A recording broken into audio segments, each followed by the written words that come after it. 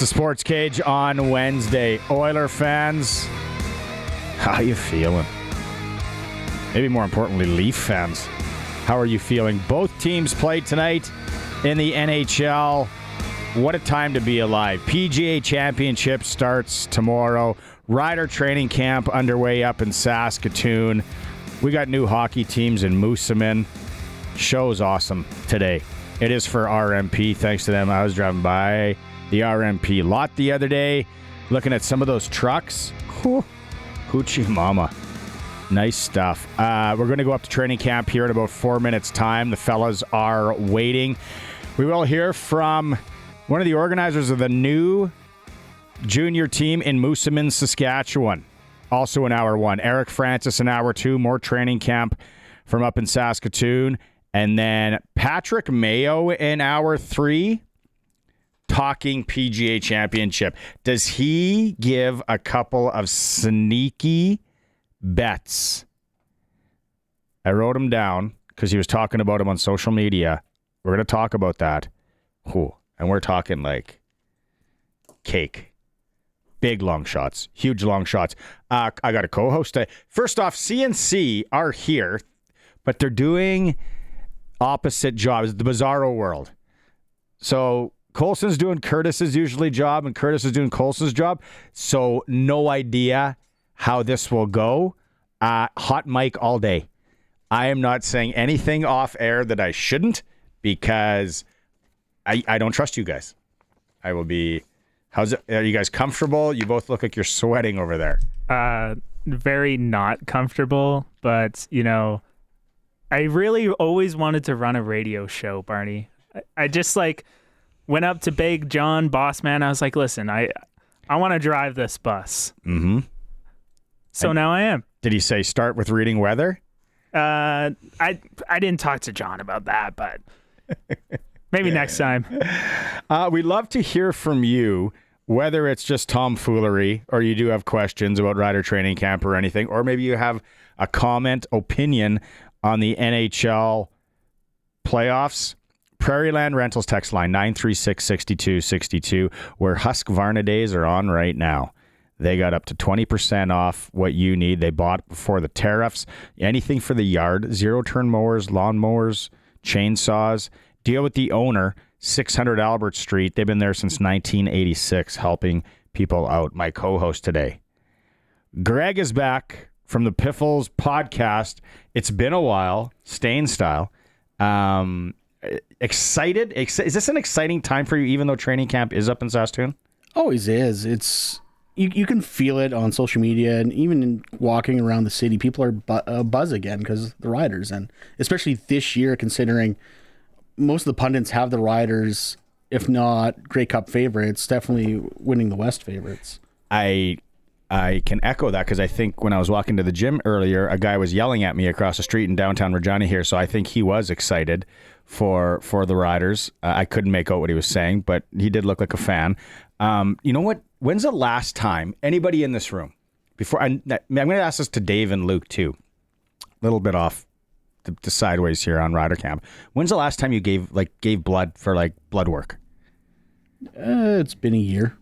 It's been a minute. Probably the last time I gave blood was when I was in school. Would always do the blood drive at school, and then drinks were really cheap all of a sudden, you know? They gave you Tang? Yeah.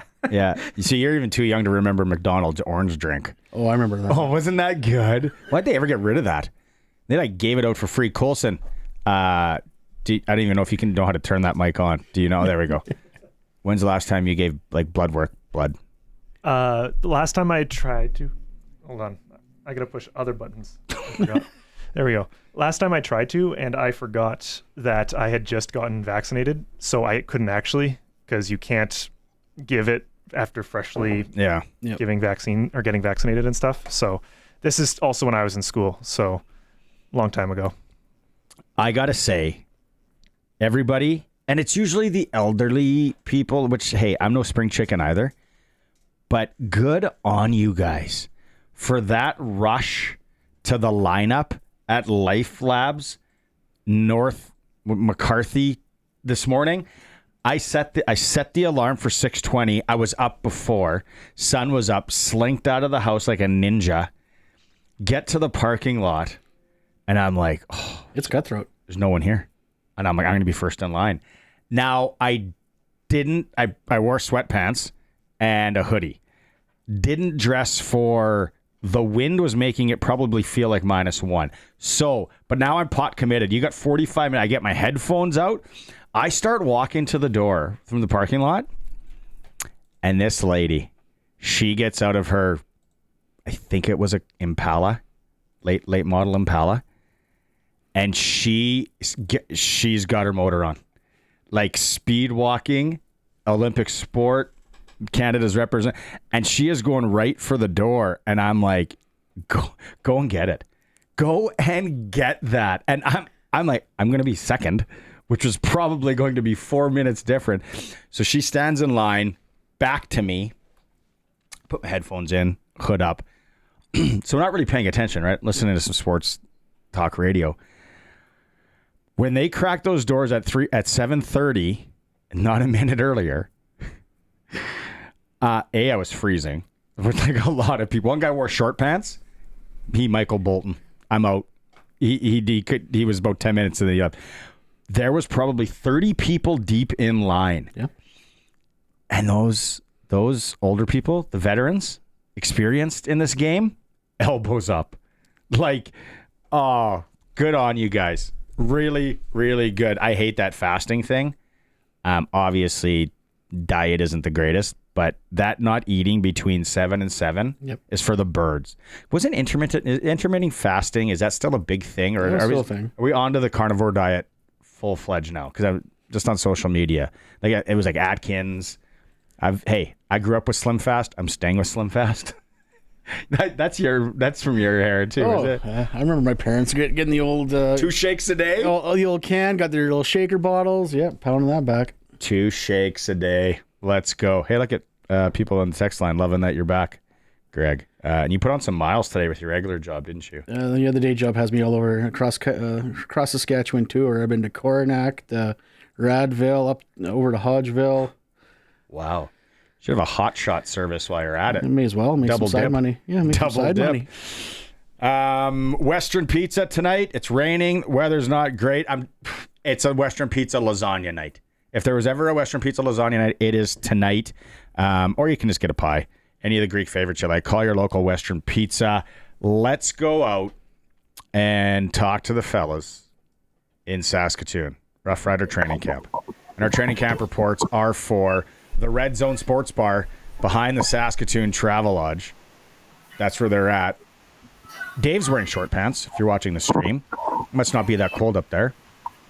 Beautiful, sunny, hot day. Like, if I had a pool, I would have had a party today. Say that again, because we didn't have you potted up. 3, 2, and 1.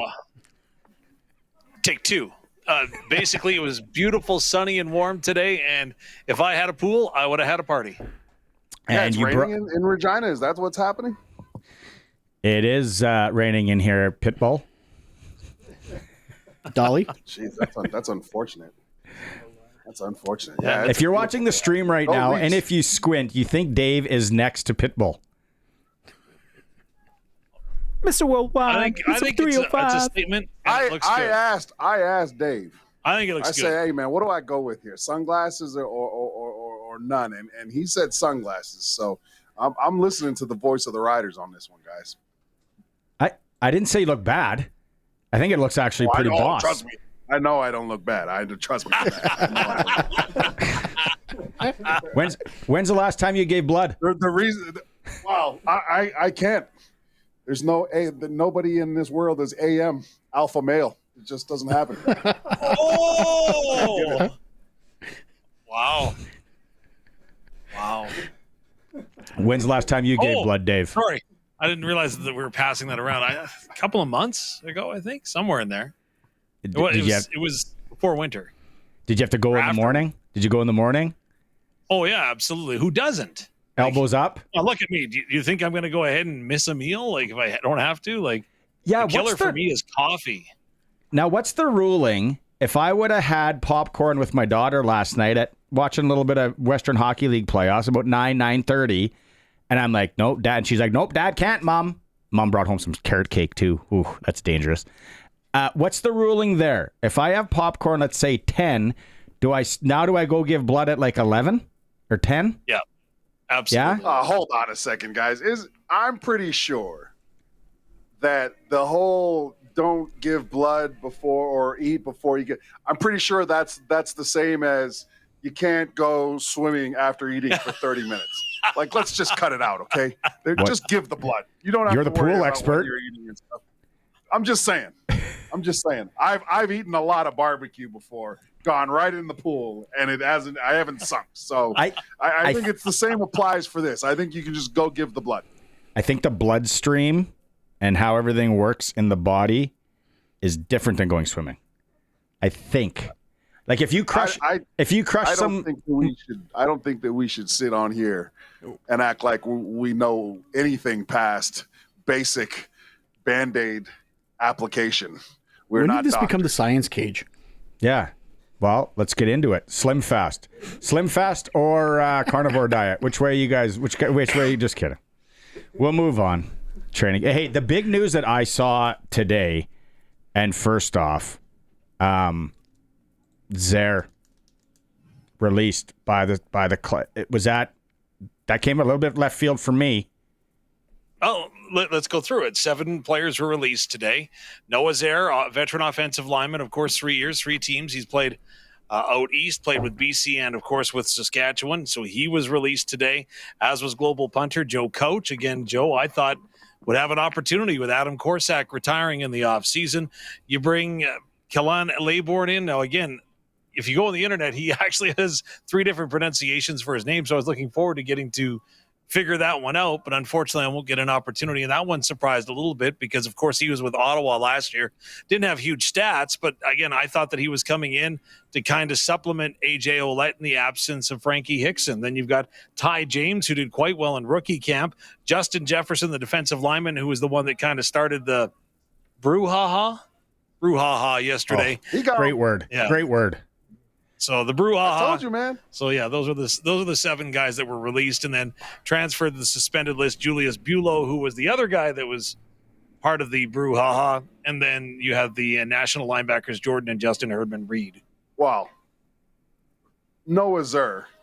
We talked about this on day one when we were in here together, Dave, is that there was going to be a couple O linemen that played a ton of snaps for the Saskatchewan Roughriders last year that weren't going to be on the team this year. It was evident. There's a lot of guys and there's a lot of talent on that. So I wasn't surprised there. Kellan Laybourne, I wasn't surprised either because I really like that Penix kid. What's his first name? Trent Penix. Trent Penix. Also number 29. Sorry, I'm doing my Charles Barkley here and just reading from the notes. Mario Anderson. So Trent Penix and Mario Anderson I really like. And I think that there's a lot there to be determined. So why not free up those reps for those 2 guys? Keep in mind, they're probably also looking for guys that have return capacity behind Mario Alford, right? So I think that you definitely need to free up some reps there. And then who else was released? I don't think there should have been any other surprises either. This is training camp, right? We're there for the time you do all the team gelling and stuff. That comes after camp. Right now, you got to be hired assassins. Well, and I didn't mention there for yourself. Defensive back Nicario Harper as well, right? So he signed in the offseason, has some experience out of college and of course in the States, but just didn't get a lot of reps. And again, I don't want to say not surprised, but I'm just going to say he didn't stand out as much as some of the other newer defensive backs have. Yeah, you got to be careful with those American defensive backs, especially the ones that where did Nicario Harper go to school? Anyways, the guys that go to the schools and play a lot in the States, it's a real different feel when you've got a waggle rule that allows you to a wide receiver to just go at full speed at a DB, right, to the line of scrimmage. Even if that wide receiver is considered slow to a DB, when you get a 10-yard jump at the snap with a football, that alters the way you play, regardless of how much you played in college or even in the NFL. So I think that it was a good reminder for folks. Hey, I'm here to make the team. right? And whenever you see releases, guys are bummed out for a couple minutes, but then they start thinking about themselves and what they got to do again. So it gets the energy level back up. Fighting Illinois. Yeah, the Illini. Yeah. Illini, yeah. Illini, yeah, that's right. Sorry.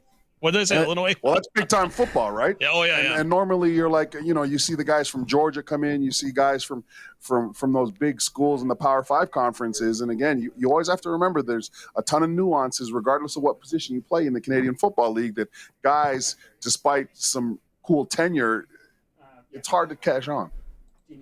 Speaking of reminders, that fight between Jefferson and Bulow yesterday, Corey Mace last year basically said they aren't going to put up with that extracurricular stuff. Do you think this sends the message now that everyone will get it now that they send Jefferson packing? Well, if you don't get the message, I'm not sure what's got to hit you in the face, right? Like a dude starts a fight, and the next thing you know, he's released. The other guy's suspended. So, see, to me, what I will put in though is that the start of that, right, was when he came through the line, and again, I don't know how big of a blow it was on Jake Maier, but it was contact, right? And you don't contact the quarterbacks, and when that gets the ire of your leadership group, like AJ Ouellette, like Trevor Harris coming into that fray, obviously that's touched a tone, and you're right? Like, end of the day, this is the result. Yeah, but look, like, wow, you proved you're you proved you're a tough guy, and now look at you. You're deciding what you want to drink on WestJet and whether you're in an aisle seat. So I don't see that. There's no absolutely zero. There's zero to gain from being a training camp tough guy. And by the way, if you're a defensive player, the no touching the quarterback rule that goes all the way back to college. That's something that you know. So the fighting only hurts your chances. And right now there's a young man that's, like I said, that's probably waiting to board because you have to connect them on the flights out of Regina, probably in Calgary's airport, waiting to board, regretting everything he did. Don't we still have the odd direct somewhere? No, I think those started done for the season. Yeah, he does have to do a connector. Direct to Toronto, but that's what I'm saying. Yeah, you probably connect him to wherever. Okay, Coach Mace. You guys ready? We have Coach Mace talking about today's roster moves. The whole roster, we knew that there was going to be some really tough decisions every cut down, and yesterday was exactly the same. We really like our depth, man, at a lot of the positions. So I don't want to say that there's one specific spot. That's why we put everybody on notice. And then the next one is kind of what we talked about at the start. He talks about the tough decision they made, including Noah Zaire. Yeah, and I wanted to be very clear about that. It's a production-based biz, and these decisions are going to come, and it's going to be tough on us. But we feel we have really good depth, and we think highly of Noah still, man. It was just a tough one, man. It's just how it rolled for us. But I think Noah's a good player, man, and how this game rolls. You know what I mean? I'm sure he won't be waiting too long somewhere. And you could tell how these decisions weighed on Coach Mace. As a matter of fact, his dad is actually at training camp right now, and he said to me, those are the toughest days. He can see it in his son without actually having to talk to his son about it. So the other part of the day that was difficult today, though, was on the offensive line, as we've already got our first injury. As Sean McEwen, of course, we signed him as a free agent out of Calgary to come in and center the offensive line, and he watched from the north end zone with a pair of crutches sitting beside the chair that he was sitting on, and Coach Mace updated us on his status. Just with his leg, he was doing some of the one-on-ones, and he did some stuff in Indian stuff. It didn't sit well with him. So we just want to make sure that we get the looks at it and make sure we get a better, cleaner idea of what's going on. Well, you can never have too many offensive linemen. We got T-shirts. They're coming. SportsCage logo on them. Yeah, that's unfortunate, though. So early.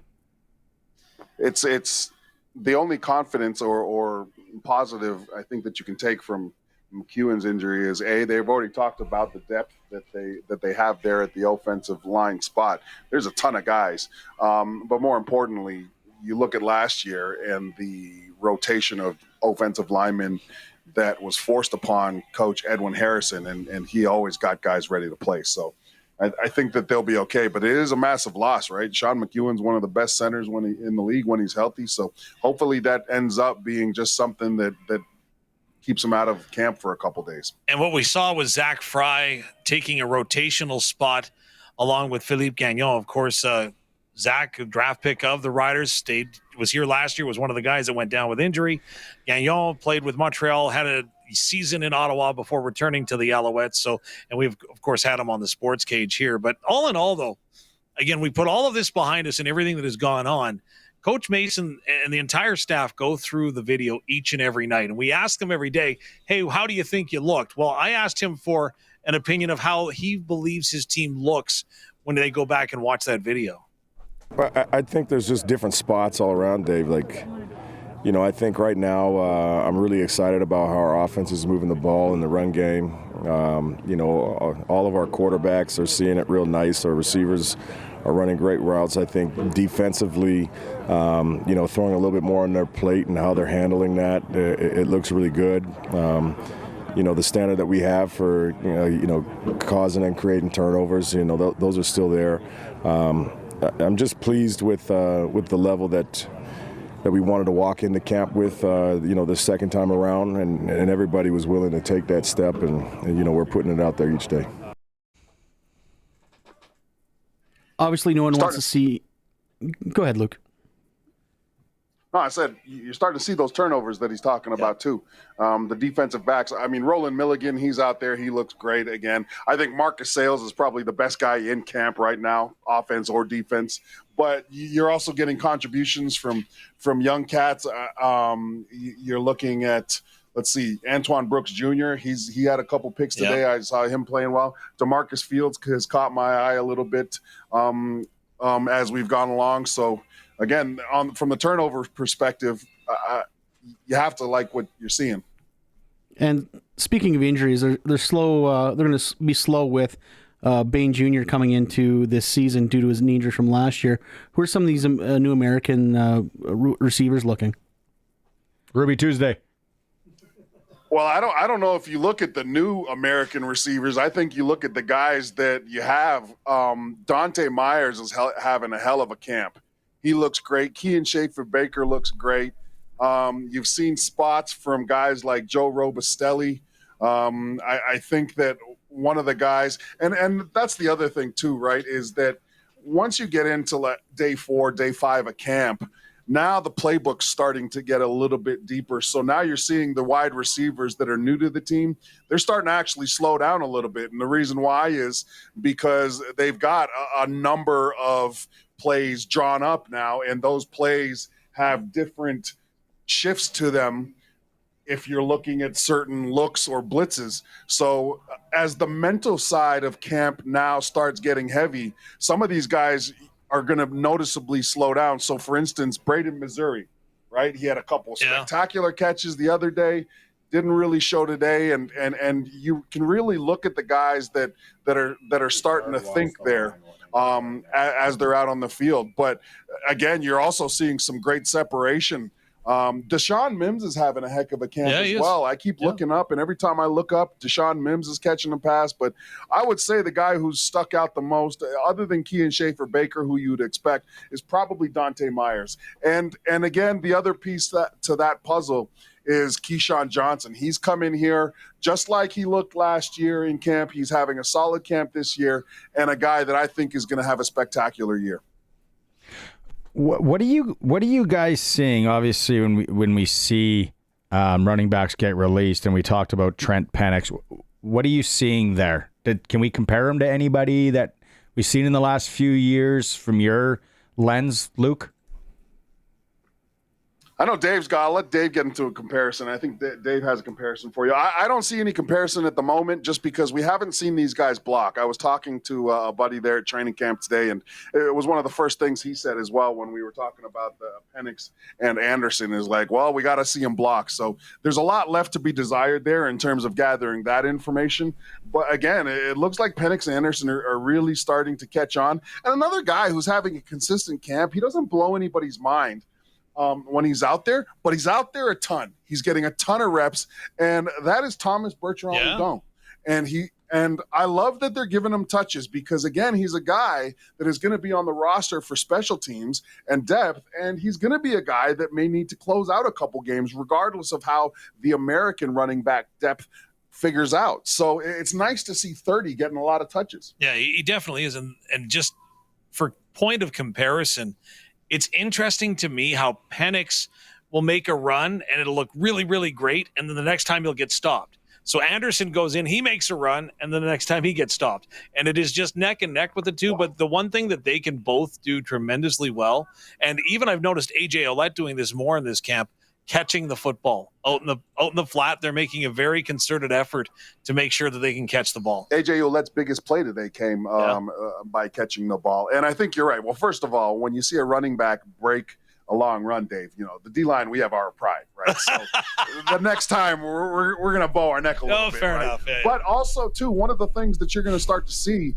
is the differential between the yards gained and possessions because they're starting to work situational football now, right? You had a lot of 1st and 10, you had a lot of 2nd and 5, 2nd and 4 situations. So situational football is now starting to come into play. And again, as when you have a veteran group of defensive players there, especially in all positions, it's your football IQ, right? So if we go in, Coach Mace yells, situational football, we're going this way, team, get the ones up. Well, if it's 1st and 10, that defense out there is going to be looking for the run, right? Yeah. So you might get guys getting stocked up, but you have to remember it might not be just he had one run, I guess he's tired or something now. No, it might be the situation that high IQ defensive players are also looking at, right? Where are the sticks and how do we play this?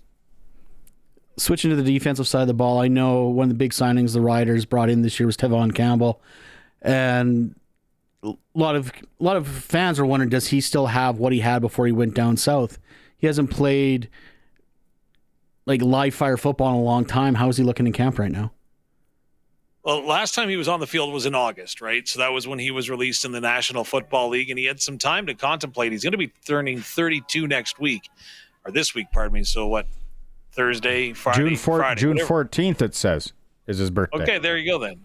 Well, he'll be turning 32 though, right? And yep. I talked to him. I said, like, do you feel 32? And he says, no. I really, my body feels good, my mind feels good, and he's in a good spot. He literally decided in this offseason to talk to his family because his family is what powers him. And he said, okay, they decided that this was something that I wanted to do, and I looked at the roster and I evaluated where I could play, and this was the definite landing spot for him. And he hasn't looked out of place. He has done his job well, in my opinion, and I think he's going to be solid in the secondary and another ratio changer. I think that too. The other thing about this, guys, is just keep on reminding yourself what other studs these guys have, specifically in the secondary, right? Revis is a guy who's going to be able to play in any spot, linebacker or defensive back. Again, Roland Milligan, man, he's just out there doing Agent Zero type things. There was a couple plays today with receivers catching footballs that got the roar of the crowd, but I was sitting up in my spot being like, man, Roland Milligan would have removed that guy's helmet if this was a real game, right? Like he's just on time. His timing's great. Again, I've talked about Marcus Sales, best guy in camp in my opinion right now. DeMarcus Fields having a good camp. Also, again, Antoine Brooks Jr. Don't count him out. I know that, again, this is a hard roster to crack on, especially in the secondary, but Antoine Brooks Jr. looks all right too. Okay, so we're going to wrap up this hour's training camp report. And in hour 2, Dave, we got to remember to talk about Green and White Day returning to Saskatoon on Saturday. I know you're a big part of that. And it's great to hear about Tevon Campbell because I wanted to ask about that. And Dave, when you said, I asked him if he feels 31 and he says no, I was like, I thought you were going to say, because he's been training with Zach Collaros and Sean Lemon. And I'm like, no, don't say that. Don't say that. Do you get it? Do you get it? Hey, before you go, I know we got to go. Yeah. But I gotta mention one other guy. Toronto Maple Leafs? He's not. No. Don't worry about that. They're winning in a couple hours here. Jack Cohn. Jack Cohn has had a good camp. He's out here throwing the ball. He, in my mind, on that depth chart, he's above Tommy Stevens, okay? And he's right there with Jake Mayer. I really do think that. I think that Jack Cohn, for the reps that he's getting so far, he's pushing guys. And that's a great thing to see. Let's go into that in hour 2. I'm going to write that down, Luke, and then we'll go more into that, what you're seeing there, what you like, because that's a big statement from you. So we'll talk about that in hour 2. What do you got? I got a sneaky good one, too. So let me give that one to you after, too. I won't do it now, but I'll just tell you, nothing runs like a Ford.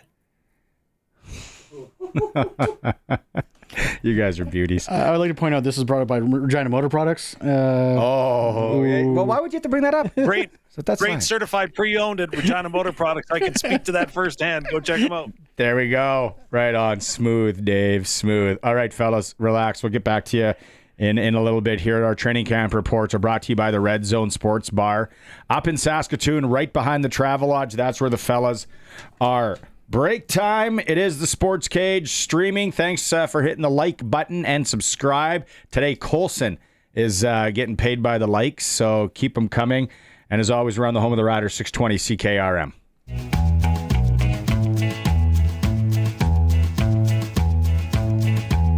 Yeah, it's game night for you Edmonton Oilers fans. There's a little Dallas from Nelson. Bouchard walks the line. You can find those online. Greg's with me from the Piffles Podcast today. Let's talk some hockey here. I cannot believe Vegas could be kaput. It's hard to believe. Like, the run they've gone on since they became a franchise, like, it is mind-blowing how good they've been so fast. Don't get me wrong, they got a very good team off the beginning, but I wouldn't count them out, though. Like, don't get me wrong, the Oilers are the Oilers, but I don't think they're guaranteed to win tonight. I thought I saw, fact checkers, that Mark Stone is out tonight. He has been ruled out. Huge if true. Something isn't right there. And I don't know if it's Bruce Cassidy, and I've never coached in the NHL nor played, so I don't want to be too critical. But that guy, it seems weird. And they are absolutely loaded when you look at the roster. Yeah. And they got Big D, and they got the continuity, and then Aiden Hill looks like Mark Hill, who used to be my neighbor in the Northwest. Like, nothing against the Oilers.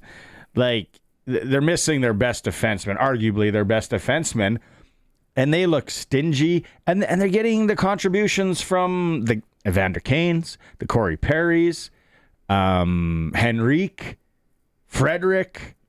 But that's the thing is, though, you both teams are very good teams. Like, the fact that I didn't think the Oilers were that good. I thought they were a Fugazi. Oh, they could be, but still, after last year's run, you would think something in that locker room had to change. And yes, there was going to be issues, but now we're in the depth of the playoffs, and the bulk of this team went through that last year. So they don't want to get that close again. It is literally Stanley Cup or bust this year. Is Mark Stone out? Did you? I thought you were looking that up. I was. He is listed as doubtful. He was not in the morning skate. Oh, one of those game time decisions. Yeah. Well, man, there's got to be a lot of injuries going on, and that's the thing. Again, don't know. Not there. Maybe text Cam Moon. He would know. It looks like Draisaitl and McDavid are fairly healthy. Like, they haven't really there hasn't been a lot of grease for those guys, and I'm sure there is, and we're not watching it that closely and all that. But compared to some of those other runs where they had the snot beaten out of them in rounds 1 and stuff, they seem like they came through fairly unscathed, which is dangerous. which is very, very dangerous. Break or interview? Okay, these guys want to go to break. I'm wasting too many time. 936-6262. Oiler fans or Oiler haters, I want to hear from you. Do they wrap it up tonight? Speaking of hockey, when we come back, we're going to talk to one of the gentlemen in charge of the new Prairie Junior Hockey League team in Moosomin, Saskatchewan. It is a Sports Cage. We are the home of local sports on 620 CKRM. Back out in the Western Pizza Guest Hotline. Perfect night for a little Western za. Maybe you don't want a wheel. Maybe you want the lasagna or Caesar salad, Greek salad, souvlaki ribs, all that good stuff. Visit your local Western Pizza. Blake Martiniuk joining us from the Moosomin Steelhawks, the newest team in the Prairie Junior Hockey League. Blake, thanks so much for making some time today. Yeah, no problem. Appreciate you having me. So how does this all come about that Moosomin is the next franchise in the Prairie Junior Hockey League? Well, I mean, for starters, we couldn't believe that Moosomin is the largest community in Saskatchewan. I should say second largest. We know Meadow Lake currently doesn't have junior hockey either, but in terms of the South, the league was short one team in the South, so that's kind of how things came to be. So then is it you and some buddies maybe at the Red Line one night and you guys are talking it over and maybe we should get a junior hockey team, or like, and how long ago do the discussions start? It's funny, definitely buddies, family helping me out as well, but this has been in the works for over a year for sure. Looking at kind of the right community, and we did our digging for sure. And Moosomin is absolutely a hockey town. Their minor programs are always strong, male and female. As I'm sure you know, the Big Six Rangers, they're always a pretty competitive team as well. Not just in the Big Six, but provincially. Mm-hmm. It felt like just the right fit. What are you guys looking at as far as a budget to run a Junior B or a Prairie Junior Hockey League franchise these days? I feel like it's at least at 125. I don't have my book with me, but it's about that 125,000 for sure. We're fortunate that there's a lot of community support, so it certainly helps with things. But yeah, somewhere around there. We know some are a little higher than that, some could be lower, but for us in our geographical situation, that's the number we're coming up with. And then the area and the town, obviously, it goes without saying, probably a lot of people really excited, wanting to help out. Oh yeah, it's been overwhelming, I think would be the term, in a very positive way, of course. From helping out with the hockey operations to just serving on like a volunteer type board. The support has been. It's been overwhelming in a positive way, though. Where does the name Steelhawks originate from? Give us the background there. I love the logo also. It has something to do with a railroad, I was told. Yeah, thank you so much. And, my wife, her sister actually designed it. And, can't thank her enough. She did a great job. But oddly enough, my dad and I, we were traveling, and we were at the Best Western in Moosomin there. And, you're checking in. There's some pamphlets kind of sitting there. And, he did some research with that as well as online, and said, it seems like the town was kind of created, for the railway, and that's kind of how we landed on the name there. Very cool story. Would there be a lot of kids in the Moosomin area right now that are, maybe making the jump to the junior ages, and if they would have to move away, obviously, before the Steelhawks come to town, or they would play senior? Are there a lot of kids in that area in that age group? Yeah, definitely. And like we've kind of said, there obviously there will be local players. Don't get us wrong. There's a lot of talent, obviously, right in Moosomin, as well as the surrounding communities as well. But I think everybody that we talk to definitely understands where we're coming from when we say that, as much as there are good players in the community, I think we're going to have to, branch out elsewhere in terms of being competitive on a league scale. But yeah, there will absolutely be, we hope there'll be Moosomin players as well as players in the surrounding communities, as well as some imports, out of province, possibly out of country, and even out of the continent. So, yeah. All right. Who would be the I guess, no-brainer when it comes to instant rival. Is there one? Well, it's funny because I feel like rivalries are kind of created over time.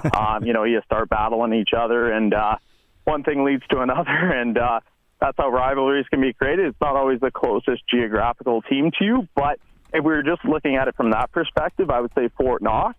I believe they would be the closest team to us. Yeah, Fort Knox. That would make sense, I guess. But who knows? It could get dusty with a few other teams as well. Oh, for sure. There's a lot of traveling in this league now, right? Because the North and the South, they do interlock. Yes. I mean, on that topic, well, I guess to start with the interlocking schedule there, it's one of those things that you play a home and home against all of the North teams, or the North teams, they play a home and home against us. But yeah, like we say, we'll have to go up there. I believe it's a total of twice. First roadie could look like Carrot River, PA, and the new team in Martinsville there. And then the next roadie could quite literally be all three games right in Saskatoon against the three Saskatoon teams. So, we're fortunate that we only have to go and do that twice. The rest is kind of interdivision, and then they come play us. But, yeah, in terms of attracting other players, not saying we won't get kids from the PA Saskatoon area because, obviously you never know. But we believe that the fact that Brandon, about an hour and a half east of us, and we would be the closest Tier 3 option to them, and that is a hockey hotbed in itself in Brandon, Manitoba. We definitely see quite a few players coming from across the border that way. Right on. All right, Blake. Yeah. Well, we're gonna be keeping tabs on things here. I think it's exciting. Anytime you see more hockey teams, coming to fruition, and what you guys are doing in Moosomin, excellent job, and all the best. And like I said, we'll have to touch base again closer to the season. Yeah, 100%. And again, really appreciate you having me out here today, and appreciate you keeping an eye on us. And we're really excited too, but the work has just begun, That is Blake Martiniuk of the Moosomin Steelhawks. They're going to be an expansion team in the Prairie Junior Hockey League next season. Always great to see more hockey teams. Doesn't matter the league. It's great. And we cover local here. That's what we do in the Sports Cage. If you're watching the stream at sportscage.com or on 620 CKRM. Quickly out to Roughriders Training Camp, and they cut some fellas today. The most interesting one, offensive lineman Noah Zare cut. Also, global punter Joe Couch, Nicaro Harper, Ty James, Justin Jefferson, Leon Jones, Kalen Laybourne. Interesting in Winnipeg, Shea Patterson was released. NHL tonight, Leafs host the Panthers, Oilers, Golden Knights. Big news out of the NHL. Rick Tocchet finally signing with the Flyers as head coach. Adam Foote, head coach of the Vancouver Canucks, and Ken Holland will be the new GM of the Los Angeles Kings. Centennial Cup, Melford's 2-1. They're into the quarterfinals. We know that for sure. They need a win over Valleyfield today to get home ice in the quarters. That means last change. Calgary will get first in Pool B. Their head coach of the Melfort Mustangs, Trevor Blevins. Big congratulations. CJHL Coach of the Year. Blue Jays against the Rays. Again tonight, they lost 11-9 yesterday. NBA Knicks are at the Celtics. New York leads 3-1. Golden State at Mini with the Timberwolves up 3-1 in the PGA Championship. Starts tomorrow in Charlotte. We're going to run down some odds later. That is the Sports Cage Sports Ticker in hour one for Heath, or Reliance Heath Water Heater Rentals. Keeping you in hot and soft water. Call on Reliance. It is a Sports Cage. We'll be back hour two, starting with Eric Francis. Welcome back to hour two. You can always have your say, like we said, on the Prairieland Rentals text line, 936-6262. Oh, here come Oiler fans. Here come Oiler fans. Oilers clinch tonight, winning 4-2. Just a better team than Vegas. Depth-wise, how about the Medicine Hat Tigers? Yeah, 6-0. Last night I watched half that game. Yeah, Spokane just laid an egg. Thanks for the message, Tyson. We got some other ones here. Jim in Paul. Yeah, Rick's a big Oiler fan as well. Keep them coming. Husqvarna days are on right now at Prairieland Rentals, 600 Albert Street. We got the training camp report coming up kind of around the bottom of the hour. The fellas will be back in, but right now It is time to talk hockey with our NHL insider. Now for Inside the NHL with Eric Francis on the SportsCage. Inside the NHL is brought to you by Southie Mainline Chrysler, the newest king of trucks. Worth the drive every time, guaranteed. Eric Francis is with us. Employee pricing is on right now. It's Southie Mainline Chrysler. They want to celebrate 100 years. They're giving back Chrysler Canada, Jeep, Dodge, Ram as well. Worth the drive every time, guaranteed. Eric, you're over the phone today, so the logical question is, what did you shoot, or are you still on the course? Just wrapped it up, but and that's a good guess. Yeah, I guess I got to play ball here. I'm en route from the course to home. Shot a 75. I'm okay with that. Left some out there for sure, but you know what? It's not about the score. It's about the birdie juice. Is really what it's all about. It's about the gambling. What is your birdie juice? What is your birdie juice of choice? Can it be solidified in some sort of gummy state? Okay. I'm fair enough. Not a big. You know what it is. I think I told you this before. I call them the Wednesdays because of men's night. It's this is just.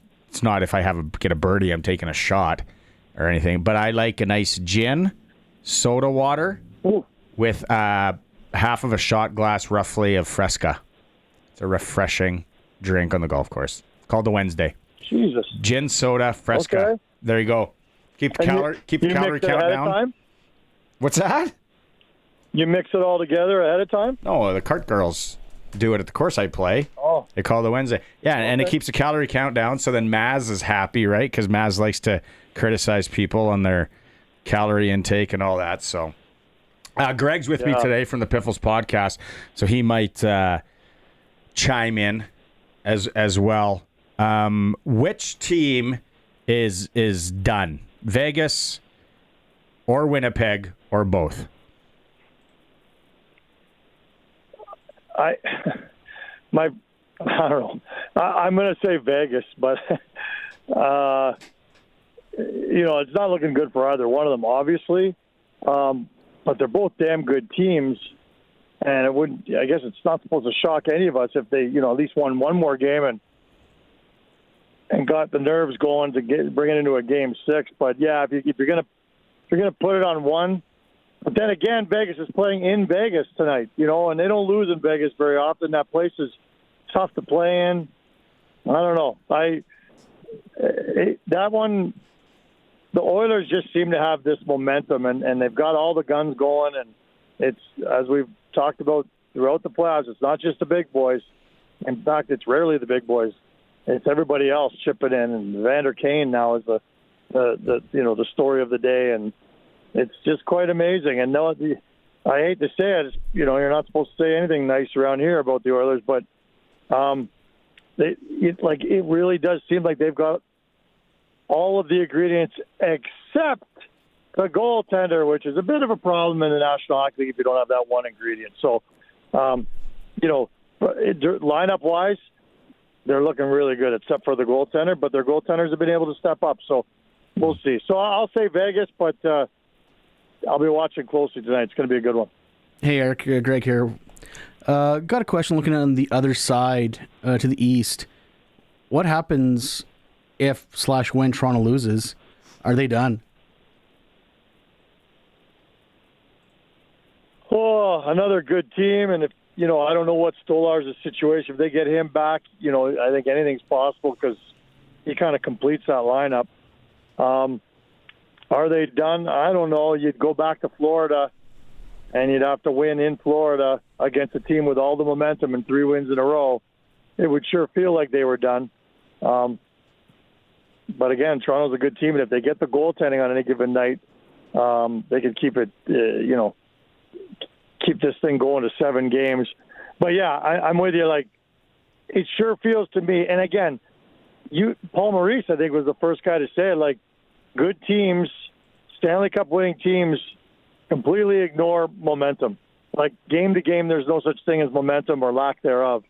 And, but it sure feels to me like Florida's got a ton of momentum, and a series that everyone in Toronto probably thought they were going to wrap up in 4 after the first 2 games now suddenly looks a whole lot scarier. So, yeah, I would say if there is such a thing as momentum and a team like Florida can, put that nail in your coffin, a win tonight by Florida in Toronto would put them, in a real bad spot. Who do you think is more sick of talking to the media and doesn't want to talk to the media for the next 6 months? Austin Matthews or Connor Hellebuyck?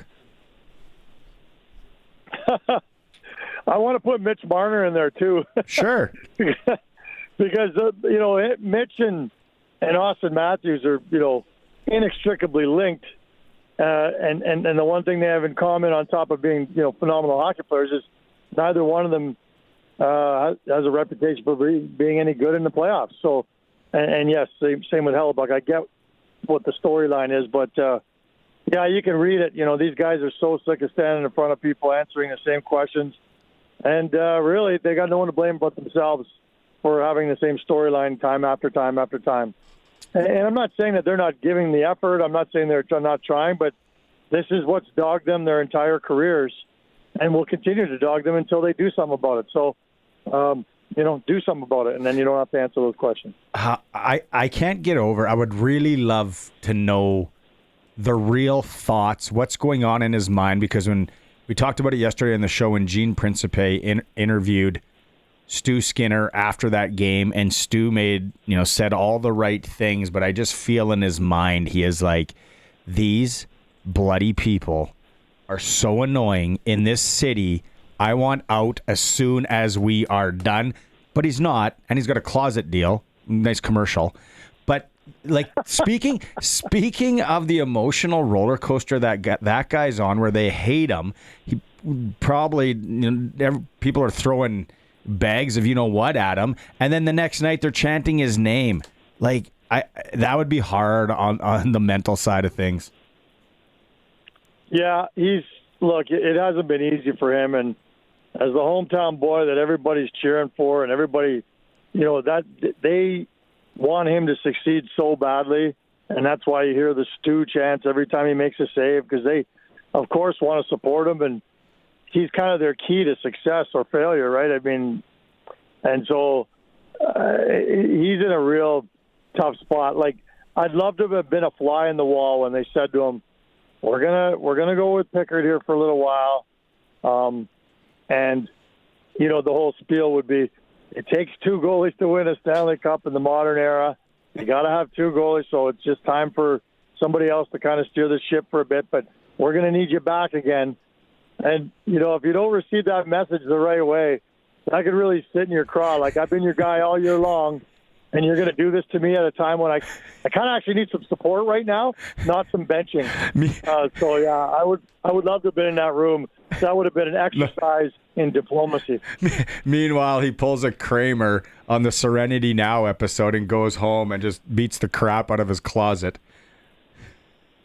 Kramer Those rips things off. Are sturdy. Those California closets are sturdy. That's funny. Do you have one? You seem like a California closet kind of guy. No, it's not in my tax bracket right there. That's. I remember asking my wife about that. We did some renovations actually, and I said, "Would we ever do California closets?" She's like, "Oh my God, are you kidding me? Those things are ridiculous."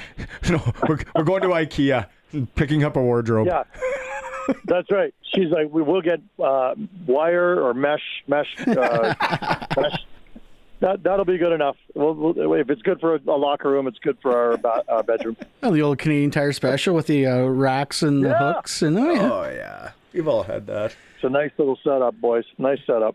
Getting out of the playoffs for a second there, there's been a lot of hirings lately. I myself am a Penguins fan. They seem to be taking their sweet time finding their new bench boss. Are they aiming for somebody, or are they just taking their time? Yeah, they're clearly taking their time, and it's interesting to me now that Rick Tocchet's going back to Philadelphia, which hands up all those who thought that might be a good fit, right? Mm-hmm. Everybody was waiting for that announcement. I felt like tweeting, "What took you so long?" But I get it. When you have 8 options, including the organization he left, He wanted to take his time and make sure everything was hunky-dory. So I don't know if the Rick Tocchet, like I've always seen him as the domino, and once he got signed, because I think a lot of teams wanted him, or at least were interested in talking to him, and I've always felt like once he signed with somebody, then the other dominoes would start to fall. And I do believe that that's going to be the case now that that's been solidified.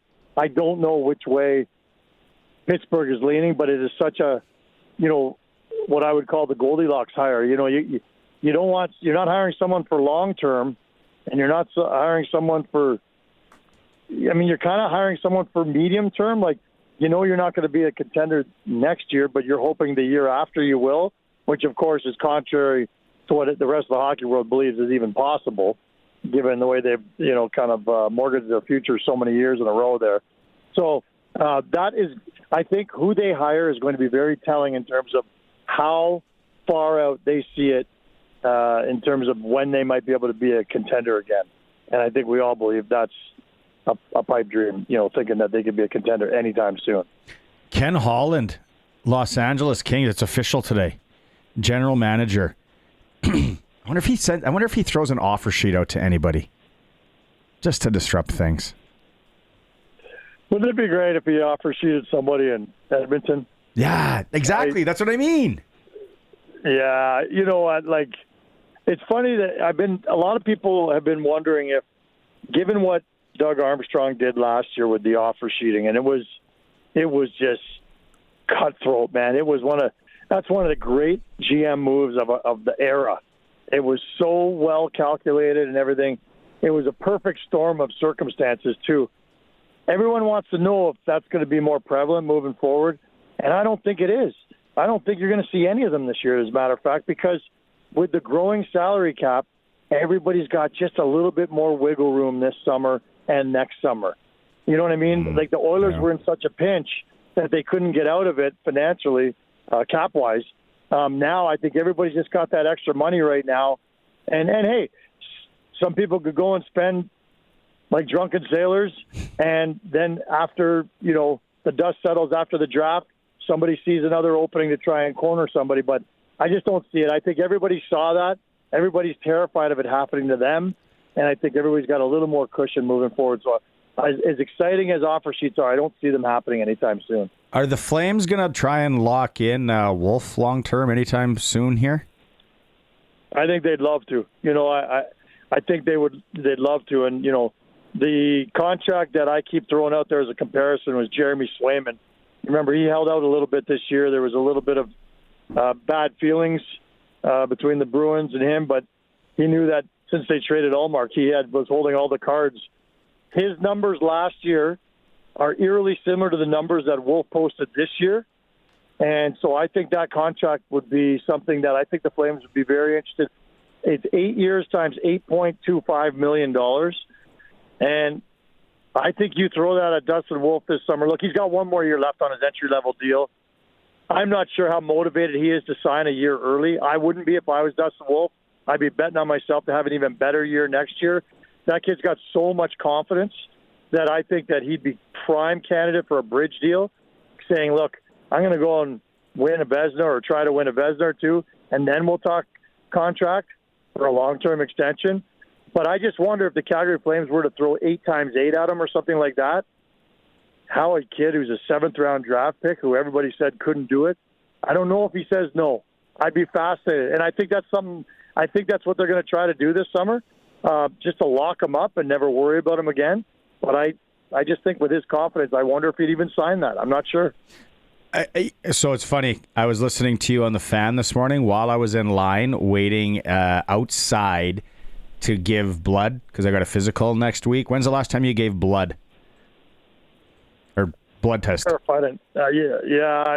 blood test. I have a bunch of them recently, but I'm not keen on needles, man. I hate to say it, but I don't give blood too regularly because it freaks me out. I like the free donuts, but that's about it. No, it's more for the physical, like the blood test. Because it's in Calgary, is it the same, or you got to like go really early, and there's like the lineup gets to like 70 people deep, or do you have like a fancy, more little bit different in Calgary? Well, we could book appointments here in Calgary. Oh yeah, we can't do that. Yeah, no, there's like these elderly people today, like elbows up, man. Like I was getting roughed up in the mosh while I was listening to you on the fan, and dead serious. I'm like, I gotta tell Eric about this story. Yeah, no, it's cutthroat here. Okay, we'll let you go. Good round today, good shooting. And also, by the way, I think I got a name for our podcast because you threw it out today. I think it's one of the greatest terms, words, couple words, hunky-dory. Hunky-dory. Yeah. How many times a week are we going to do the hunky-dory podcast? Like once a month. It's just about traveling. Traveling hunky-dory podcast. That is hunky-dory then. Yeah, I'm all in if it's once a month. That sounds wicked. Okay, Eric, have a good one, bud. Talk to you next week. Okay, boys. Yeah, have a great day. Cheers. Our NHL insider, Eric Francis, for Southie Mainline Chrysler. Employee pricing is back there. Enjoy massive savings or get 0% interest rates. OAC, that's a big deal right now. They're celebrating 100 years, is Chrysler Canada. A Jeep, Dodge, Ram. Worth the drive every time, guaranteed, to Southie, Saskatchewan. My mom uses that one all the time. Hunky-dory. It's an older phrase, that's for sure. Could bring it back. Hey, have you ever heard it before, Curtis? Youngster Curtis over there? Yeah, I've heard hunky-dory. My mom says it a lot. When your dad is taking you to the bar to listen to Kim Mitchell? Yeah, it says, oh, hunky-dory, go put this one on the old jukebox, buddy. Yeah. You do, yeah. Mike and the Drifters. You do seem like a Wheels kind of Degrassi kid. I was watching some Degrassi the other night, actually. The one where the school burnt down. That must be one of the last ones. I don't recall that one. They're at a wasn't a big Degrassi guy. They're at a dance. Yeah. And then they thought Joey was still inside. You know, it was a great episode. Still more to come. We're going up to Saskatoon for training camp right after we do a little clutch performer after the break. It is a SportsCage, streaming at sportscage.com. Clutch performer, not just one. I'm going the whole Medicine Hat Tigers hockey team last night. So they're without Gavin McKenna, who, if you haven't heard, is really good at hockey. He just had his 54-game point streak snap. Not playing in the game. And then Caden Lindstrom goes out in the second period. I think it was the second period with a hit. But they roll the Spokane Chiefs 6-0. Medicine Hat had 45 shots on net. They circle back and go right back at it tonight. So mine, just the Medicine Hat Tigers as a team. Round. Who you got one, Curtis? Yeah. My clutch performer goes to Colin Lovequist for giving me a real heads up that we had a flat tire on the CKRM truck. So we got that all tuned up, and that was really good. So clutch on Colin letting me know ahead of time, because we do need it for Thursday country cookout. How did he give you a heads up? I went to grab the keys from him, and he's like, "Oh, are you gonna fill it up?" And I was like, maybe I'll fill up the tire first and maybe go get it patched." But yeah. So he didn't tell you about the flat tire. Yeah, he probably didn't know. Yeah, this is a sarcastic clutch performer. Okay. Well, people can't read you out in Radio Land. Yeah, Okay, but Colin probably didn't know. It was like he drove over a nail or something on purpose and then parked it downstairs and like, suck it, Curtis. So you're hammering the under on Colin hitting a nail on purpose?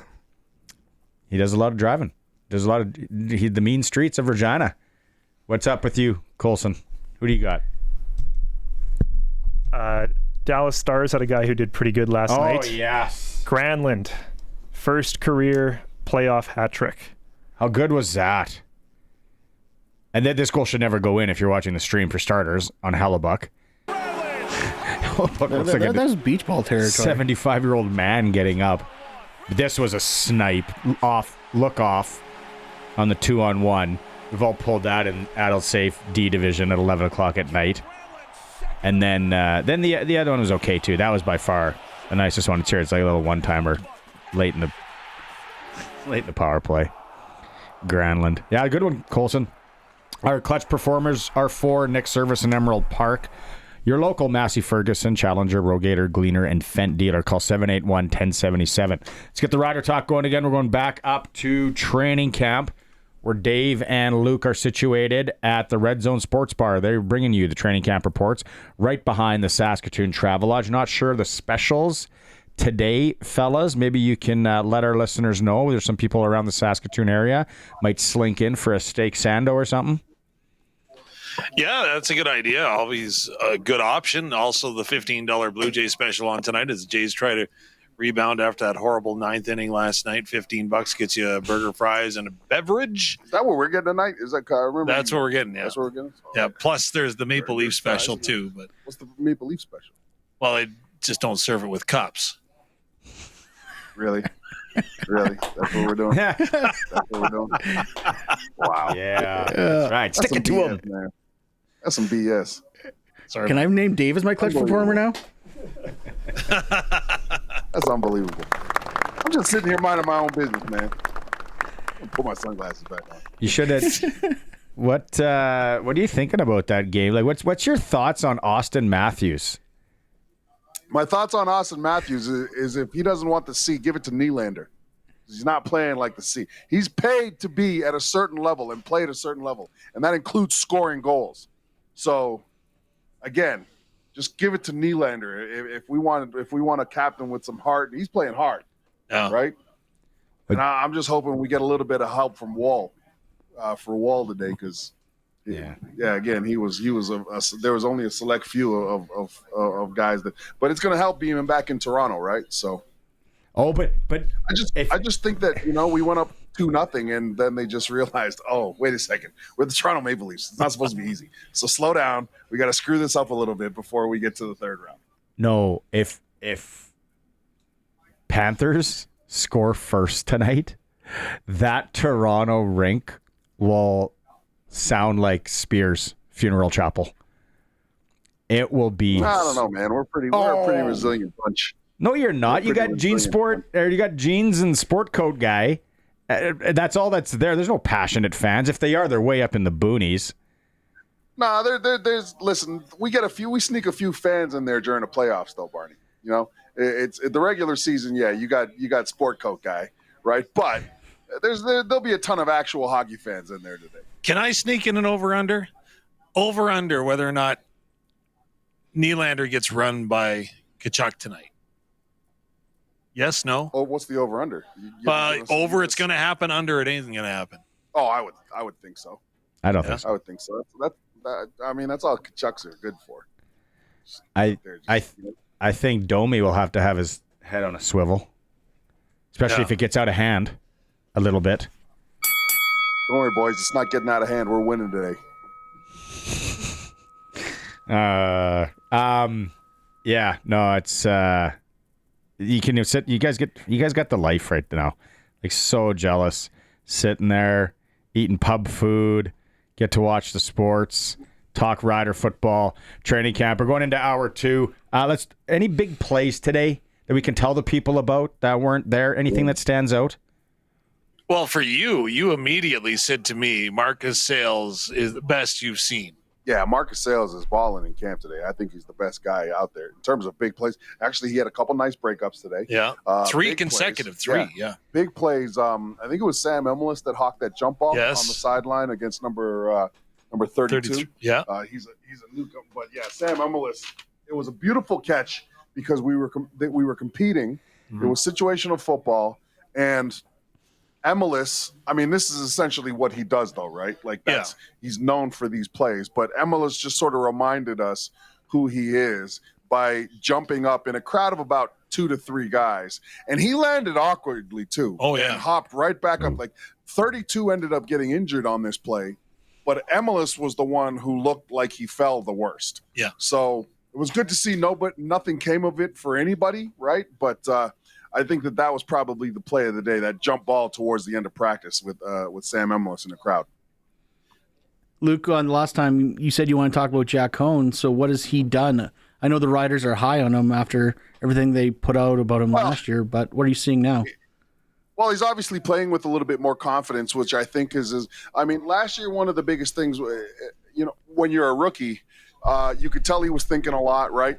And I think I pointed this out to you last year, is that he seemed like mechanically he was just a sliver behind the other guys in the room. And I think that he's caught up mechanically as well. So he's seeing the field really well. He's obviously got a ton of confidence coming into year 2 under Mark Mueller, and it shows. I think he's outplayed Tommy Stevens when they've had – of course, I mean, Tommy Stevens is going to – you're going to eventually have to go into a third or second and one sort of situation, and Tommy Stevens is as tall as Cooper Flagg, so he's going to have the third down advantage there. But he's a better thrower than Tommy Stevens for sure, and I think that he's done just as much as Jake Mayer. Now, I'm not comparing the guys, but I'm just saying, like, he's done as much as Jake Mayer has. I think he's been really consistent. I haven't seen too many bad balls from him. And then again, I think that Trevor Harris continues to just ascend as a QB1, right? Which you would expect. True. Where do you see him landing then this year? Like let's fast forward to August. Where is Cohen? I think he's on the roster. I think that you've got Harris, Mayer, obviously Stevens fills a need on the third down thing. But again, like, it depends how you look at third down. Do you look at third down as a critical element to your game?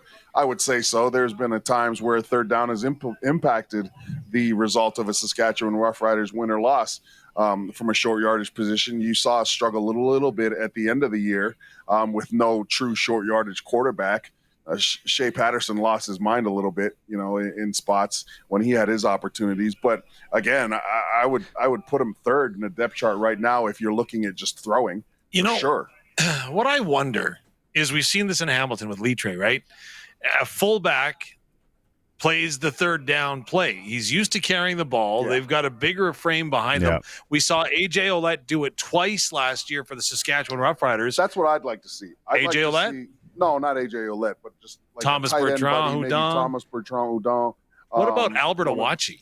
Albert Awachi, he's been hurt. Can't make the club in the tub. We don't know what's wrong with Awachi, right? But again, I that's the route I'd go, because I'd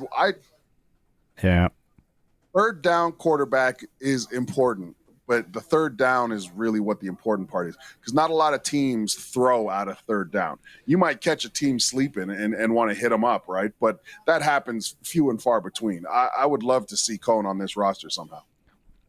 I think it's going to be really tricky on how that plays out. Speaking of it, what's around the horn here? Everybody's take on Shea Patterson getting released in Winnipeg. Go ahead. I'm going to go first. I think that it's not a huge surprise in that this is training camp. We obviously don't know how he came into camp. One thing I can tell you, though, is that Mike O'Shea, once you're a Mike O'Shea guy, you're a Mike O'Shea guy. And I think that Patterson went into a situation where the Bombers expected him to either take a spot or just not be in a spot.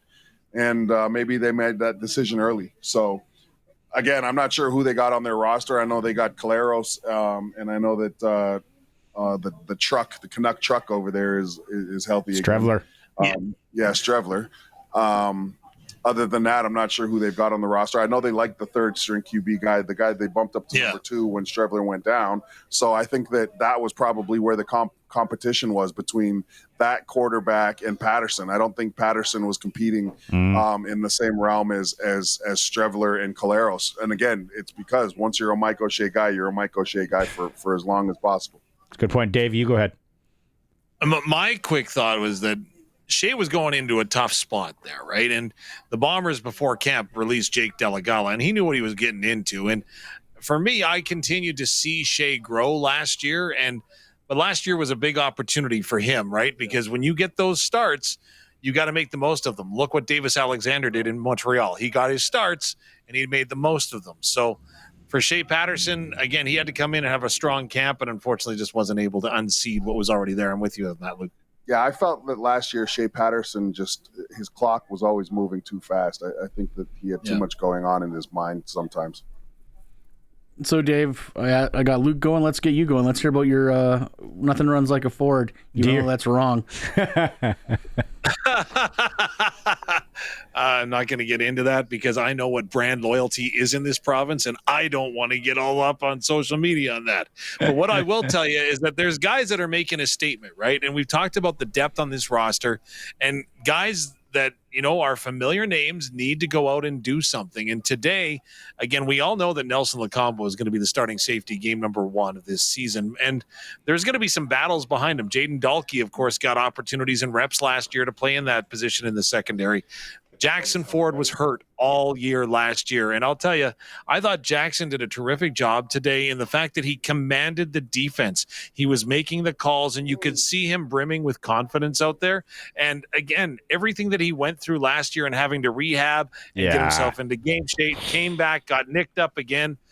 You know what? You cheer for a kid that's a local product. And again, who's going to forget the play that he made during Labor Day when he swatted that pass down to win the game for the Riders? Like, he does the right things, and I really think he's taken a step ahead. Character, right? Like, everything he's been through in a 12-month span, that says a lot about the guy's character. The other thing, we talked about it in hour 1, we went kind of through the receivers and all that. I like what this guy showed last year. I'm expecting not as much as Dante Myers, but you had a chance to talk to Roboselli, Dave. Yeah, absolutely. And again, he's coming into camp with a purpose. He's got a touchdown streak with at least 1 touchdown in each and every practice thus far. Usually he's getting 2 on average, had another 2 today. And you know what? His backstory is incredible, right? Last year he got the call while he was delivering a package to come up to camp. The guy has really played 3 years of high-level competitive football, and that's it. So he's come in, he's made a statement, and again, he was ready to ride into this offseason. How much did getting into that last game last year inspire your offseason? Big time. I think if you go look at the film, I left a little bit out on the field. I wish I could have had some of the plays back, but I think I kind of felt the game and felt, I could hang here. And I think if there was a little more work that was done in the offseason, that I think I could excel at a very high level. And I think I still have a lot of work to do, but I'm excited to, progress and keep going. Comfortable sometimes is a negative word. Oh, yeah. I'm comfortable, but you look very comfortable with what you're doing on the field. Is that a correct assessment and a positive assessment? Yeah, I think last year I got a little bit comfortable on practice squad to the point where I felt like I knew the plays, but I wasn't really locked in on the details. And all they talk about is know the details. So even when I was getting my reps, I would maybe mess up on the details, like I wasn't hot or something like that. And in the offseason, just really making sure that I knew exactly what I was doing on every single play and making sure that when I got my opportunity that, I was going to succeed and not have any misassignments or anything like that. Maybe knowing what you were coming into this year, Did your offseason change? Was it more mental preparation as opposed to physical? A lot more mental. I think as of before I came in, I've thought of myself as an athlete, just natural raw talent, and that doesn't always mean that you're going to fit a certain position. I think I've had to transition into becoming a wide receiver, and just working on certain stuff. Like I'm obviously fast, but just working on controlling myself, running routes and stuff like that. So just working at the top of my routes and stuff like that, and then also just, like you said, a lot more mental. It looks like you're playing more physical this year, though, too. Like, when you go for a contested catch, your body seems to be in much more of a positive position, even when you're blocking or setting up for the run scheme. Do you believe that? Yeah, definitely. So before I even went and played at Tusculum, when I was up in college, and like I said, I didn't do too well. I was playing for my fraternity's intramural flag football team. So I was playing a lot of flag football, so there's no blocking, just kind of running routes and stuff like that. And even before I went to Tusculum, I was on I had made the team for the U.S. national team. So I was just playing a lot of flag football where you weren't really allowed to touch each other. So it took me a while to getting used to learning how to block and all that stuff like that. And even Coach Quay at the end of last year, he was like, listen, we need you to work on your blocking. And that's something that I kind of focused on in the off season and that I'm still trying to focus on and get better at right now. 2-part question. If Trevor Harris likes you, he will give you a nickname. Does he like you? Yeah, he does. He gave me the nickname Jellyman, which is the ultimate respect to somebody who he played with, who he said was a dog on the field, and I remind him of him. So yeah, keep being a dog. Thanks for doing this. I appreciate you guys. So it's Jellyman. Jellyman and being a dog. Did we ever find out what the package was that he was delivering? I'm serious. I did not. Come on, Was we're he going like to an find that Amazon out. worker? Is that what it was? I think maybe UPS, I FedEx. thought. Maybe he's delivering Wilson. Oh, UPS. Wilson. Oh, No, man, listen, that you- I hate to break it to you fellas, but FedEx, UPS, and Amazon, all those delivery drivers, man, they're on borrowed time with these drones and robots coming out these days. Those man. robots. I saw one 2 years ago with the kids on ASU on campus delivering food. And we were just like, what year is it? Oh, yeah. So Back to Same the with Future Uber. is going to finally happen? Yeah, Same with meanwhile, Uber. Once the self-driving cars are really sort of like ready to roll and are troubleshot, oh man, that's when everybody that invests in Uber, their investments are going to skyrocket. meanwhile, I don't know if you heard with Eric Francis in Saskatchewan, in Regina, I can't pre-book my appointment to give blood this morning. I have to go stand in line, like 70 deep. So I think we're a ways away from that here. Let's get the online booking from Life Labs first. Sorry, you had a question. Well, that's just because you can't give blood when you bleed pickle juice, Barney. That's why they're making you line up there, buddy. Oh, I can't wait to win that bet. Gherkin or kosher? What were we talking about here? Yeah. Back to the receivers. Wayne Ruby Jr. came in with a bunch of confidence. How is he looking in camp right now? He stood out right away. He absolutely stood out right away in rookie camp. He came into play, and he was a favorite target. But unfortunately, your reps go down, right, when the vets come in. So his reps have gone down. He's made the most of his opportunities. But again, when you got guys like Joe Robicelli, Dante Myers, you got Samuel Emlis making the catch that he did today, Kean Schaefer. When you've got that happening in front of you, it's real hard. And again, coach said there's going to be some difficult depth chart positions. And you always got to remember that the playbook, as the more you install the playbook, the new guys, there's a noticeable change in their ability to play fast, and it's because they're thinking so much. So not only do you have a ton of reps that are not out there like they were in rookie camp, now you've got a ton of plays and expectations, and sometimes that moves fast for people. I've seen a ton of guys that when you see him in the locker room or you see him just in shorts and shirt playing around, you're just like, oh man, this guy's the greatest athlete I've ever seen. But you got to be able to catch on to a pro playbook. And that's one of the things that we'll start seeing here as camp moves on, is guys will start falling off just because they can't keep up with the book. Okay, we got a quick turnaround. We're getting back to you guys in hour 3 in about 15 minutes time. Okay, so get your Smart Aleck comments ready over there, Mr. Mullinder. Jerk. Training camp reports with the fellas are brought to you by the Red Zone Sports Bar behind the Saskatoon Travel Lodge up in Saskatoon. Daily specials. We've been talking about it all week. Sounds like a great place to catch a game. It is the SportsCage. We are streaming at sportscage.com and on the home of the Riders, 620 CKRM. Riders released some bodies this morning. It came out Noah Zaire on the offensive line released, as was global punter Joe Couch, defensive back Carol Harper, Ty James, American receiver, American defensive lineman Justin Jefferson, who got in the tussle yesterday, the brouhaha, American defensive back Leon James, and American running back Kalen Laybourne was released. If you didn't catch it out of Winnipeg, Shea Patterson, quarterback last year here with the Riders, was released there. NHL tonight, moments away, Leafs, Panthers, also Oilers, Golden Knights. What a night to watch hockey. Rick Tocchet, new head coach with the Philadelphia Flyers. We all knew that was coming. Adam Foote, new head coach in Vancouver, and Ken Holland is the general manager of the Los Angeles Kings. Centennial Cup, they are still in the first period. Melfort and De Valleyfield are tied 0-0 in the first. Shout out Trevor Blevins, head coach of those Melfort Mustangs. He won the CJHL Coach of the Year award today. Blue Jays playing baseball tonight against the Rays. They lost 11-9 yesterday. In the National Basketball Association, the Knickerbockers are at the Celtics. They lead 3-1. Golden State, Minnesota play tonight. The Timberwolves are up 3-1 there. That is your sports ticker in hour 2 for Extreme Hockey and Sport. Whatever your spring sport is, Extreme Hockey has you covered, and also Umbrella Marketing as well. All right, Greg from Piffles Podcast has been with me today for Regina Motor Products. Running backs. Where do you think this lands? Who do you think we're not talking about that we will be talking about maybe in a month or so time? I don't know. It seems like all the reports coming out of training camp is that Trent Penix and Mario Anderson are basically neck and neck right now. I think Luke is right that you don't sleep on Bertrand Hudon. Yeah. Because he will always be on the roster because of his special teams play. And he has shown if you give him the ball, he can be an offensive weapon, and his passport doesn't hurt. Yeah, passport. Where did Hickson end up? Just cut. I don't think he actually signed anywhere. I thought he was running with somebody.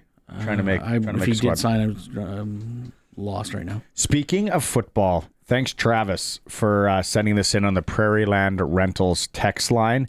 The RMF High School Spring League Football Championships go tonight at Libel.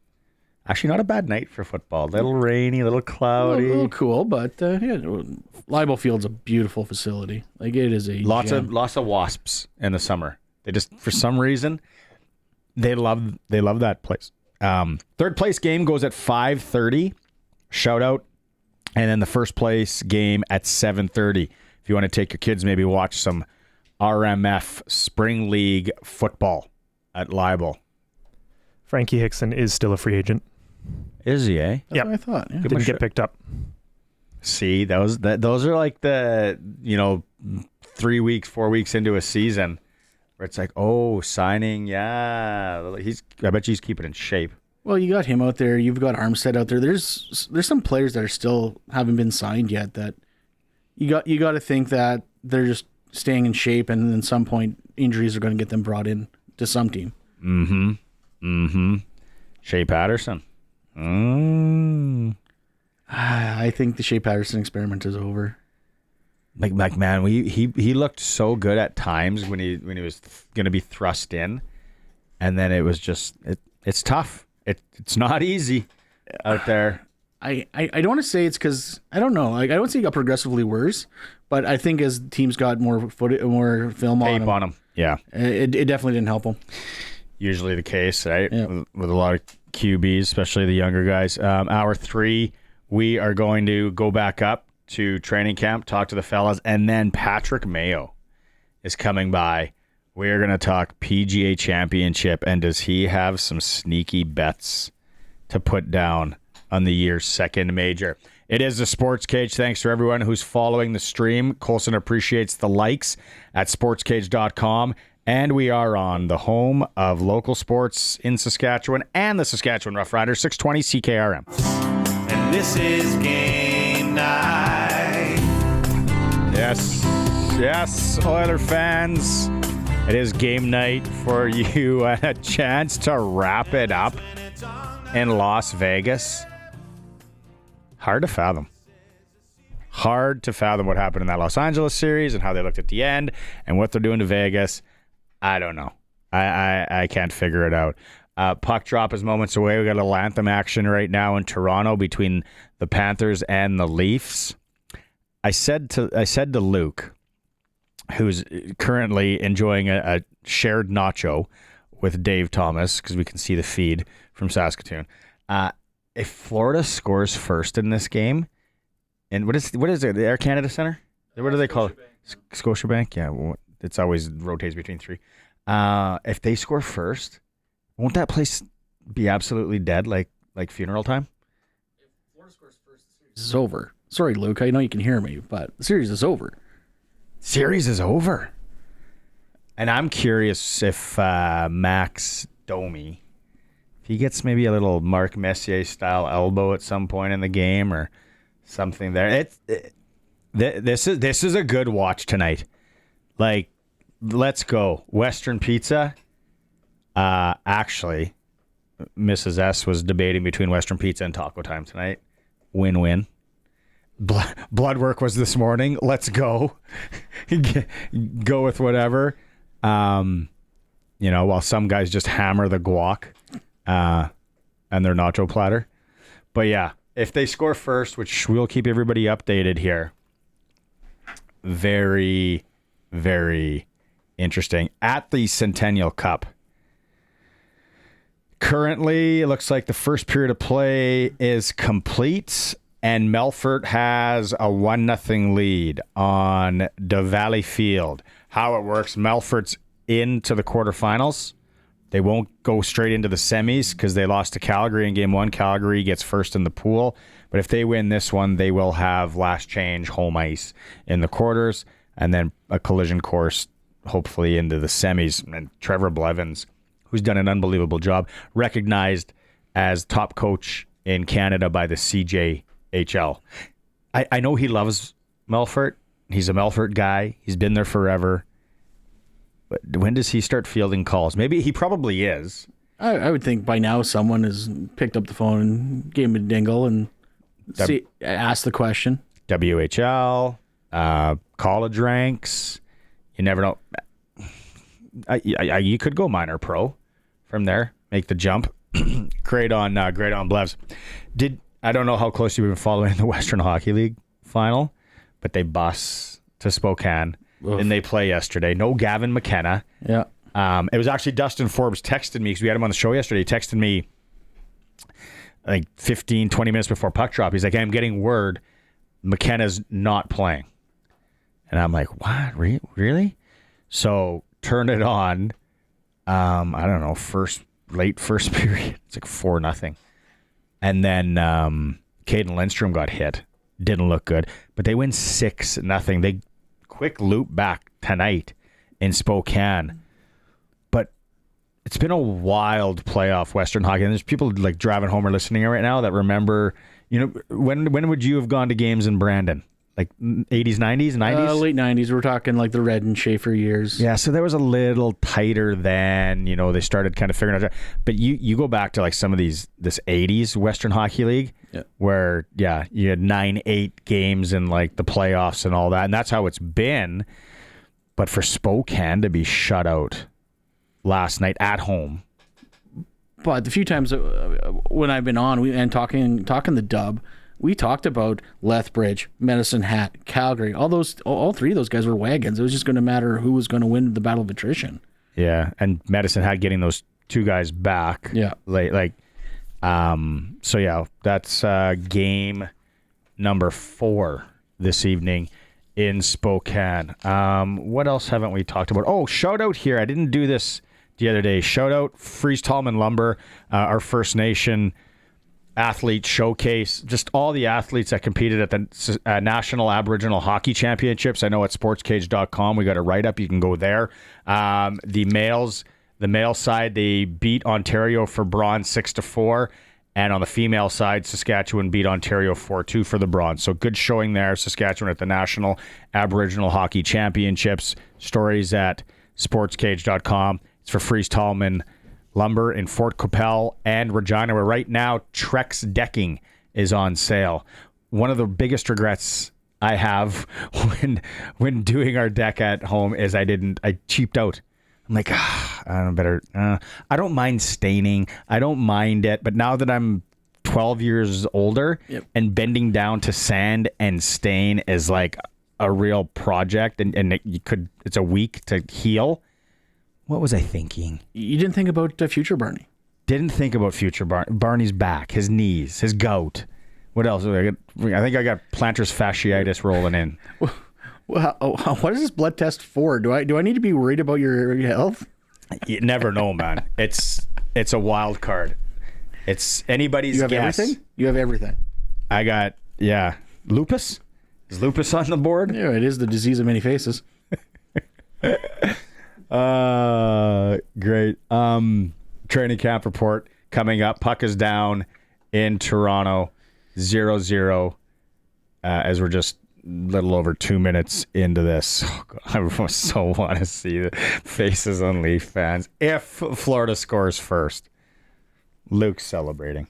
They're having a snack. Let's go out to them in a moment here. We're going to go back up to Saskatoon for training camp reports. I'll recap everything. If you're driving home, we'll even go back and we'll talk about the guys that were released this morning. We talked about that in hour 1. Also coming up in hour 2, PGA Championship. You watch golf? Yeah. PGA Championship, second major of the year. Patrick Mayo is going to be back, Pat Mayo Experience, and he's going to give us the lay of the land at Quail Hollow, which has been really wet, and then some of the guys to wager on or to watch if you're just going to watch and you don't want to sprinkle. And then he always has a couple of long shots, and I saw on social media some of his long shots today, and I am definitely going with them because they're so long that if it happens on Sunday, I'm going to play top 10, play him in the top 10, and then I'll be like, yeah. Sports Cage comes through, Pat Mayo. We'll go up to training camp in a moment. It is a Sports Cage. Oh, by the way, Colson said thanks to everybody who's hammered the like button on the YouTube channel at sportscage.com. He appreciates all that today. We are streaming at sportscage.com. If you got any questions for the fellas up in Saskatoon from training camp, fire them right now. Prairie Land Rentals text line. Husqvarna days are on, 20% off. Blowers, chainsaws, trimmers, all the way up mowers, and then zero-turn mowers as well. Get to deal with the owner since 1986. Prairie Land Rentals, 600 Albert Street. Split screen. Are they still munching on nachos? Let's see how they are doing. How were they? Big guac guys, right? You guys didn't go any salsa. You just went straight guac. No, this is the red zone spinach dip. And, not only with nacho chips, not pita chips. Oh, come on! Are those pita chips or are those? Listen to Gordon Ramsay. listen to this. No, what are you running? What are you running there? Is that some sort of corn chip? But the best part, this is infused with like cheddar and mozzarella mix. Yeah. That makes it incredible. Heated to perfect. Yeah, heated to perfection. Yeah. Right? And Dave's got a chicken Caesar wrap waiting on him over there, and I've got the cheeseburger with a salad over there. So, I hope you guys are chewing on paper and thumbtacks and pickle juice sweating pickle juice. Can you go just for giggles? Go and give some blood tomorrow. I want to see what it comes back like after that spinach dip and cheeseburger. It doesn't take AM.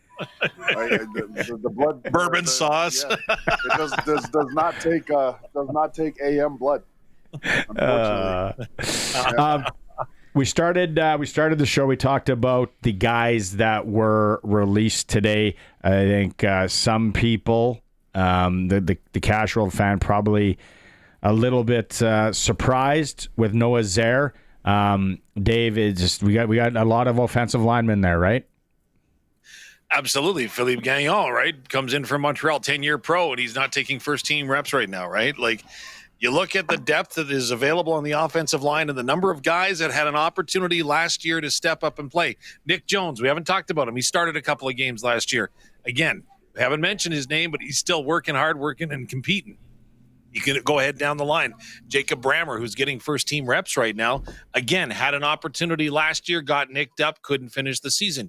You're bringing back a guy like Jermarcus Hardrick, right? And then you bring in Sean McEwen, who, albeit injured right now, didn't dress or play today, and we'll have to wait and see what the status is of what he'll be short-term and long-term with a leg injury. But, again, there's so much depth, and Trayvon Tate's looked good, and he's that left tackle guy. But and you got some length in there too, right? With Daniel Johnson and Jameer Ross Johnson too. They've been getting a ton of reps.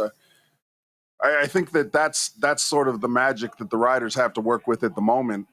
Obviously, McEwen's injury is incredibly inconvenient. However, you also do get to start tinkering like they did last year with what your best combination is in injury situations, right? You've always got like injury situation 1, injury situation 2, and then worst case scenario 3, right? So you've got to know those. And the one thing I will say and point out is that Joe Couch today, when I had a conversation with him, of course, he was released as well from the team yesterday. He says, I know that it's not personal. It's nothing personal. It's nothing that I did. And that's the same thing with Noah Zaire, right? How much time has he given to this province in different fundraisers and everything like that? It's nothing personal. It's just the crappy side of the business. And it could be back at some point.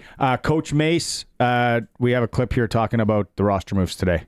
Coming in, as we stack the whole roster, we knew that there was going to be some really tough decisions every cut down, and yesterday was exactly the same. We really like our depth, man, at a lot of the positions. So I don't want to say that there's one specific spot. That's why we put everybody on notice. And then he talks about the tough decisions that were made, including the veteran Noah Zaire. Yeah, and I wanted to be very clear about that. It's a production-based biz, and these decisions are going to come, and it's going to be tough on us. But we feel we have really good depth, and we think highly of Noah still, man. It was just a tough one, man. It's just how it rolled for us. But I think Noah's a good player, man, and how this game rolls. You know what I mean? I'm sure he won't be waiting too long somewhere. Hey, Luke, and you called it yesterday after the brouhaha, the tussle, that good. Those are goodbye papers that you're writing, and Justin Jefferson was let go today. Yeah, again, you can't hold on. We almost scored on a breakaway and broke Barney's heart over there. So no, you just had the crossbar save you too. You have to understand that this is a business. It's the toughest job interview in the world, and every single rep that you get in practice is a bar of gold. Choosing to waste those reps and opportunities is the dumbest thing you could ever do as a professional athlete or somebody who wants to be a professional athlete. So you shouldn't be surprised when especially now, in year 2 with Corey Mays, where there's a clear expectation on practice habits and execution. Wasting everybody's time getting into a fight and sacrificing those repetitions that get you put on paper, crazy to me. It's crazy to me in a training camp setting that you would want to do that. Were you surprised? You said you weren't surprised that Noah Zaire was kind of one of the guys on the outside looking in. No, I thought going into the season he was on the bubble anyway. You already had, of course, Logan Ferland. They brought in McEwen. They had Zach Fry on the roster. They brought in Gagnon.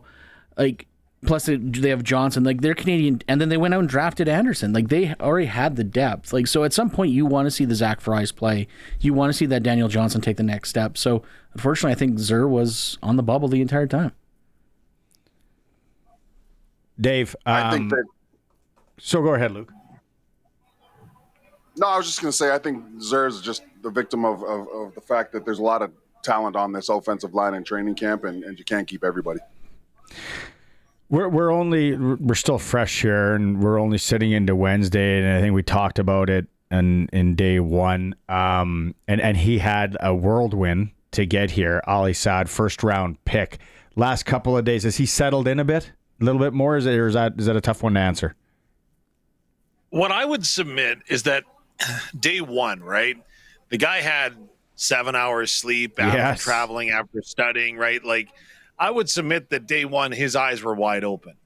Day two, he straps the pads on, and he brought every bit of physicality that he said that he would. And now, to me, he seems to assimilate more, not standing out for the wrong reasons. So I think that's a testament to what he's come in and what he's been able to do. But again, he does have an uphill battle because there is so much depth on that defensive line that it is going to be real tough and some real tough decisions to be made. He's got some good athleticism, though. I will say that. I was impressed with his ability to stunt. They were working some twists and games today. And you've seen him in pass rush where he's displayed a really good sort of first step and can get to either side of an offensive lineman quickly. And again, I think that when we drafted Ali, the first thing I said is you're now about to get the best performance possible out of Lake Corte Moore, Benoit Marion, and Charbel DeBeer. I think that Charbel DeBeer's got to pick himself up here, right, and continue to press.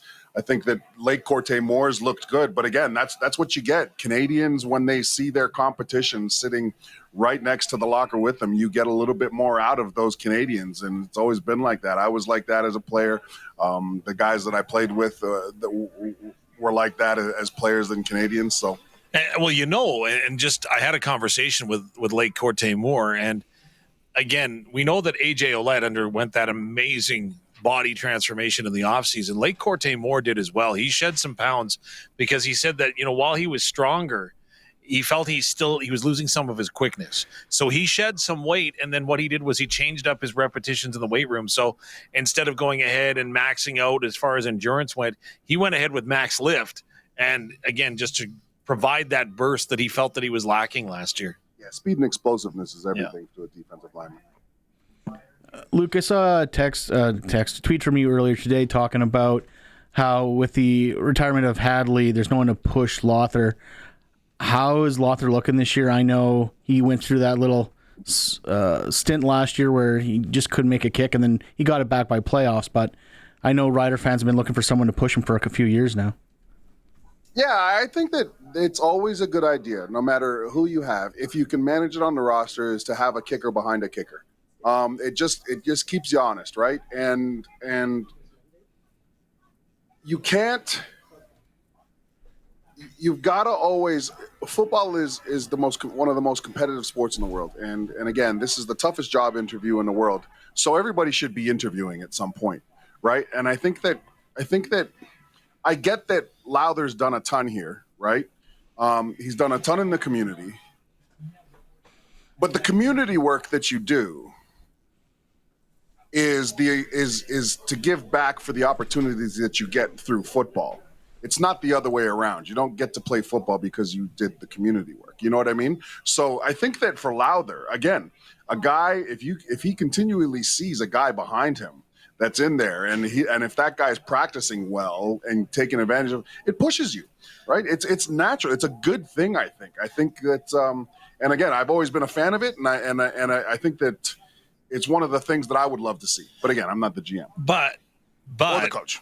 But when it comes to Brett Lothar, right? So last year he was lights out. After the 3-for-7 performance against Montreal, he owned that. He said it was on him. After that, he missed one field goal the rest of the year, which was a 60-yard attempt at the end of the Labor Day Classic. So to me, I would suggest that maybe there's some self-motivation in there that puts him in the right frame of mind, that he doesn't need that external competition. I know everybody does at some point, but at this place in time, I don't know that he does. And fun fact, fellas, if for whatever reason there was no kicker or punter available, who is the next man on the Riders roster that would be able to take a field goal? Any ideas? Like, remember Glenn Suter said, put your hand up for being a holder and whatever. Who's the next guy that's going to take that kick for the Saskatchewan Roughriders? Micah Johnson apparently would be all over volunteering, but it wouldn't be Micah Johnson. Oh, yeah. Well, everybody's going to volunteer to be the kicker, but there's only a select few. I guarantee you, like I would look to the Lacombo guys. No, I would look to the couple of the receivers. Kean Schaefer Baker. No, Samuel Emelis. Yeah, and he could do it. And when he made that catch today, by the way, he got up and he punted the ball 50 yards down the field. Yeah.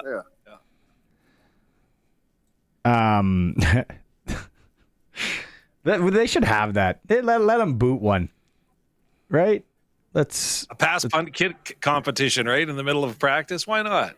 Hey, you did good job last year at that Regina Thunder one. Belichick always did that with the Patriots. What he would do is he would present the day an opportunity to have a day off if one of his linemen or big guys could either kick a field goal or catch a punt. And there's all sorts of clips where so now you have a lineman that has the team's fate hanging in the balance based on his ability to kick like a 35-yarder, and some of the clips are awesome. That 2006 Doug Flutie drop kick that Belichick let him do because it was kind of the end and the first one that was completed since 1941. Yeah, it was like 50. Yeah, it was like over 50 years. Yeah, that was awesome. Go ahead. You caught me off guard after you brought up the drop kick. The drop kick. Yeah, not a thing. We're more of a Rouge League. Hey, Dave, we're gonna you got another interview coming up here for us. Yeah, absolutely. And again, with Sean McEwen going out, and again, the talk was the offensive lines. There's now 15 players that are vying for positions on the roster. And if you looked at it left to right today, left side, you got Trayvon Tate at the left tackle. Then at the left guard spot, you continue to have Jacob Brammer there. Then at center, without McEwen, you had Zach Fry and Philippe Gagnon that were taking alternating snaps or some alternating reps. Fry did get the majority, but Gagnon was right there. Then, of course, you've got Logan Ferland and Jamarcus Hardrick. And I wanted to find out from Philippe Gagnon, who has not played a lot of center in his career, I wanted to find out from him what it was like trying to take on that role today at practice. Switch sides of the line. How do you do that? I mean, it's you got to do the extra work, and when you have to play center, then that really helps because you got to know not what just you're doing, but what everybody's doing. You got to be able to direct everybody to their correct assignment.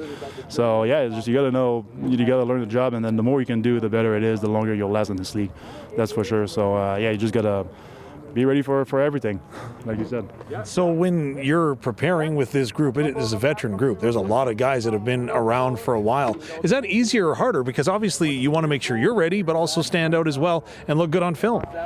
Yeah, no, there's pros and cons for sure. I mean, when you get into a room like this with a good group of guys who've worked together for a number of years, obviously they're used to doing things a certain way, and then they got their own calls, their own stuff.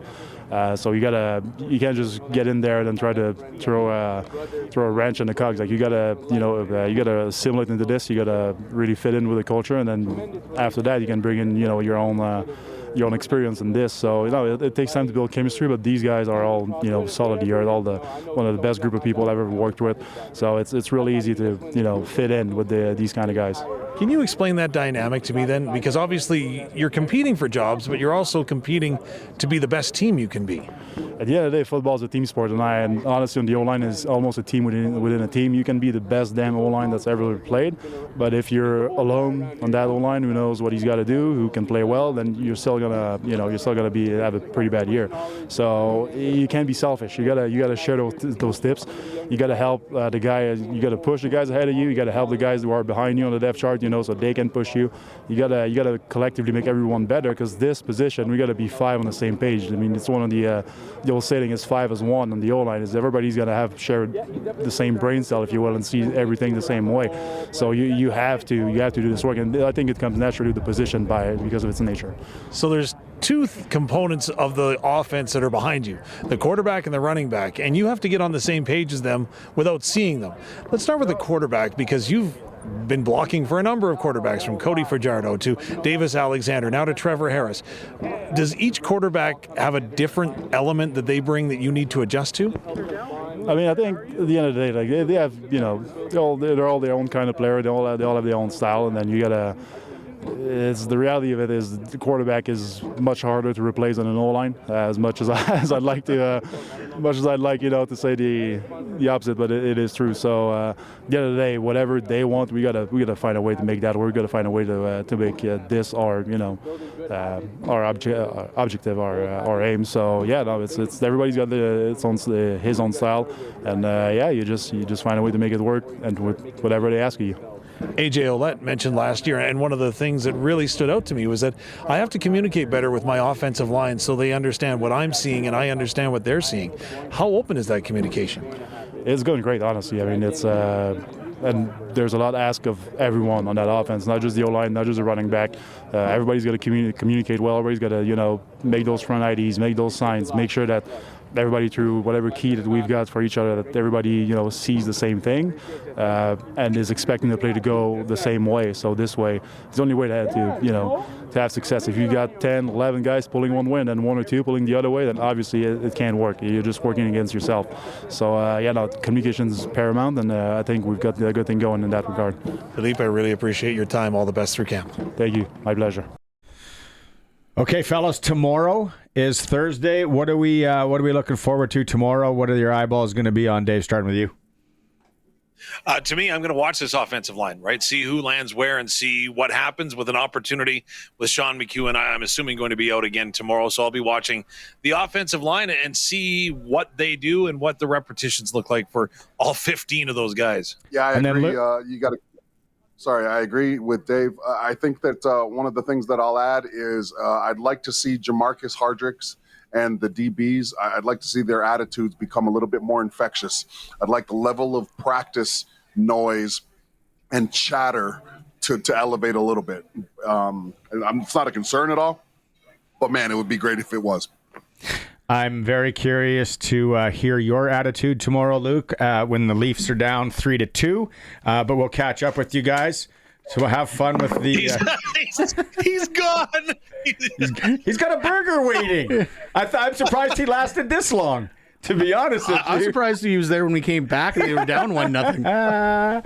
Yeah, Florida's up 1-0. 4:40 left in the first. Okay, Dave, have a good night, buddy. See you later.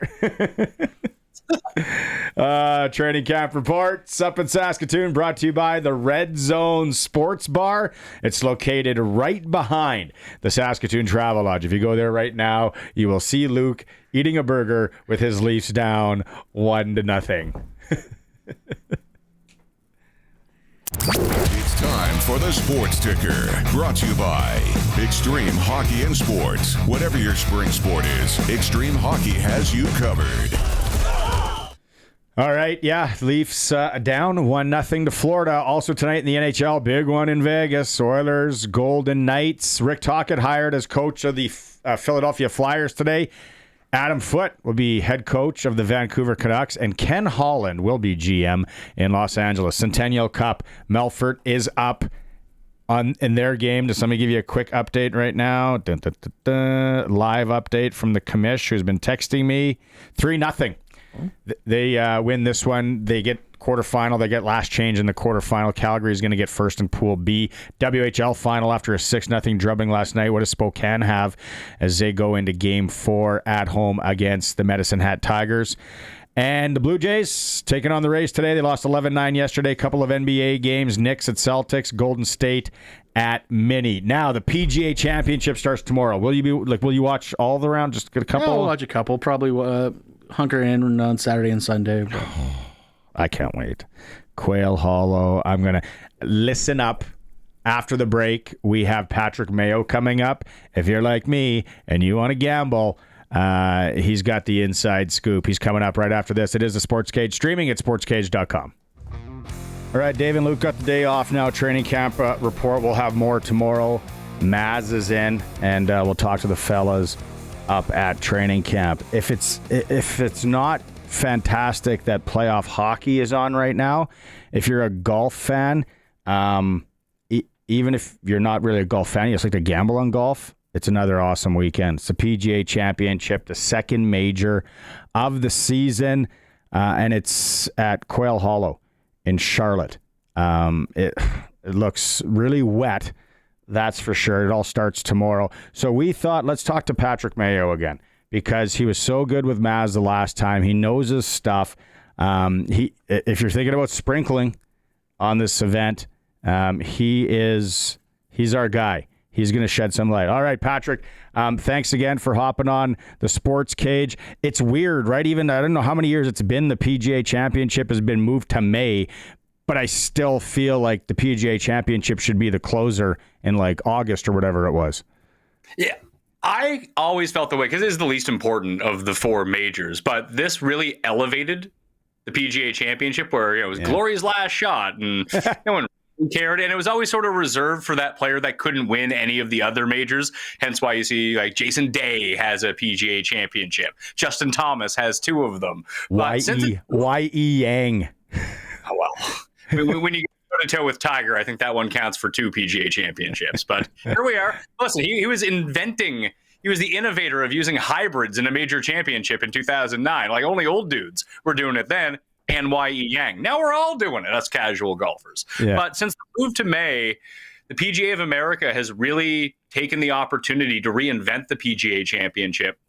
What I mean by that is it's hard now. It wasn't hard a year ago at Valhalla, and that was only because of the rain. It got so wet and so soggy that the greens just didn't play firm. So guys were taking dead aim at these pins. The difference between this week and last year, hopefully, is that there's a massive sub-air system underneath of Quail Hollow, so underneath the greens, and the rain stopped as of this morning. It was a torrential downpour Monday, a lot of rain on Tuesday, a little bit in the early morning today, and then for the rest of the week, it's going to be in the mid-80s, basically, every single time. Now, I have no idea what the mid-80s is. It sounds very hot. I think it's like 27 degrees, and there's not a lot of wind the first 2 days either. So all of that moisture is going to get sucked out of the course after Thursday. If there is a scoreable day, it is Thursday. And then after that, it's a long course, 7,600 yards, par 71. And there's a lot of hidden extra distance here as well. And they've grown this rough out. So they want the winning score to be right around -10. Whether that gets to -13, whether it's -7, who knows? But that is a real major championship. So while I did appreciate it in August, it's a better event this time of year. And although you still have the dinky FedEx Cup that no one cares about, it does seem like the season now ends with the Open Championship. And that's a banger to go out on because the Open rules. Jordan Spieth, now we shift the pressure of Rory and completing the slam. Now the pressure falls to Spieth. Do you like his chances? He's kind of fallen off the map, the last little while. Yeah, he's starting to play a little bit better. He had the wrist injury last year. He reworked his swing before that. I mean, he's won twice in 8 years, so it's not like it's been great for Jordan Spieth. I don't think there's any pressure on Spieth to win the PGA Championship. No one expects him to win the PGA Championship, so he's kind of free rolling this entire thing if he can somehow win and pick up the Grand Slam. With Rory, it's just he had every opportunity over and over and over at the Masters to win. He finally got it done. But the knock on Rory is weird because if people call him a choker, he's a gagger. I mean, the guy has now 5 major championships before the Masters. He had 4 major championships. There's like 12 golfers ever who have done that. And most of the guys that we think about, like Brooks has 5. Brooks has been competitive at maybe 10 majors in his career, and he's won 5 of them. You never remember the ones where he just misses the cut and comes next to last. That never happens to Rory. The amount of seconds and thirds he was piling up over the past decade just made him seem like a loser. It's really weird. I always thought that if Nicklaus was alive today in the social media era, despite having 18 majors and his 25 second place finishes at majors, people would call him a loser too. It's just how it works now. Okay. Do we like Rory's chances, though, with now he's completed the career Grand Slam? Because I hit that, what was it, the Rory Slam thing, like 3,300 to plus 3,300 or whatever it was. Does this course set up well for him? It does. He's won 4 times at this course. Yeah. So he has a very good track record at Quail Hollow over the years. And when you take a look at it, especially with the rain that's going to be coming in, I talked about how long it is. If you do not bomb the ball off the tee, you are way behind the 8 ball this week. So the players who hit it the farthest are the ones who are going to have the best chance. I was surprised that Rory, I mean, it's not surprising, but he is now the betting favorite in this field. It's the first time that Scheffler has not been the favorite in any golf tournament that he has played in I want to say 2.5 years. He's still the second favorite. It's just not a great course for Scheffler. Obviously, he can still win. He's still the best player, but he doesn't have that extra distance that goes along with it. If you hit the exclusives tab on CoolBet right now, you'll find that I've actually boosted up Bryson DeChambeau. If you've been watching the Pat Mayo Experience on Apple, Spotify, and YouTube, we've been hammering Bryson bets for the past month. At this course, we have him at 18-1. We have him 16-1. He's now been bet down to 8-1 in all places, but under that exclusive tab, you can still get him at 9.5-1 to win the PGA Championship on CoolBet right now. So that's my gift to all the cool bettors out there. If they want a slightly better, you would have been better off betting it last week, but it's not last week anymore. You're here now. I think that Bryson wins this week. He is the perfect mix of everything that you need at this course, and the difference between him and Rory is he actually putts. He's one of the best putters in the world, a top 10 putter in this field. Sometimes Rory gets there. Most of the time, Rory doesn't get there. You can bank on Bryson's distance and his putting. Everything else in between is kind of up in the air. If he can just be average with his irons and his chipping, it should be good enough to win. I was watching last night, and they were going through when Justin Thomas won here, the PGA Championship, and they show it. He hits it all over the park. He hits it in places, and he's getting bounces and all that. So a guy could spray it a bit on this course and maybe get some luck and still be in it. It depends on where you miss. Like, there's not a lot of OB, but there's water on 7 of the holes, and it's usually down the left-hand side, which is not normally Justin Thomas's miss. He misses right. Scheffler misses left when he misses. Rory misses left when he misses. So you got to keep that in mind. I actually bet Justin Thomas as well. He's currently 19-1. Those are the big two. You got Bryson, you got Justin Thomas. One of these top 8 players is going to win. So the more you can get odds value-wise of those 8 guys, you got to do it. Thomas won here here last time, although I wouldn't look too much at the 2017 PGA Championship when it was contested here. They had just done a renovation to the course, and it was in August. So it was all Bermuda grass at this course, and it was in the middle of a complete drought. It played as firm, as fast as it ever will. Now in May, it's not Bermuda, it's Poa Travalis, ryegrass. They can't grow out the rough as much as they did that year, so missing the fairways, even less important this time around. You can hit it basically from anywhere, and the greens are not going to be as fast. We saw a really weird combination of players at the top of the leaderboard. It was sort of the antithesis of everything that I'm talking about in terms of bombers. It was Patrick Reed, Hideki, Justin Thomas. Now, Justin Thomas does mash it a mile. Graham Dillette was actually inside the top 10 that year. If people still remember Graham Dillette, I'm sure you guys do very well. Right. Yeah. But Kevin Kisner, and just these short, Francesco Molinari, short hitters, great short games. That is not how this course is going to play almost 10 years later. Okay, so I've dabbled in both. Do you like when a guy, and people out there that might just want to get in the game a little bit? Do you like playing the top 5 finishes or placing in the top 10? What should a person look at? And then maybe who are a couple guys? I hate these markets. I play golf betting to win. I'm trying to increase my bankroll as we go through it. If you are, I bet this guy outright to win as well at 250 to 1. He's probably not going to win. But if you did want a long shot top 10 bet, or hell, even a top 20 bet, there's 2 guys that I'm looking at. One is Dean Burmeister. Mean Dean is killing it on LIV right now. And the LIV guys, well, maybe not the greatest players. Some of them still are very good. Obviously, Bryson's still very good. But Burmeister's been almost near the top of LIV for 2 years now.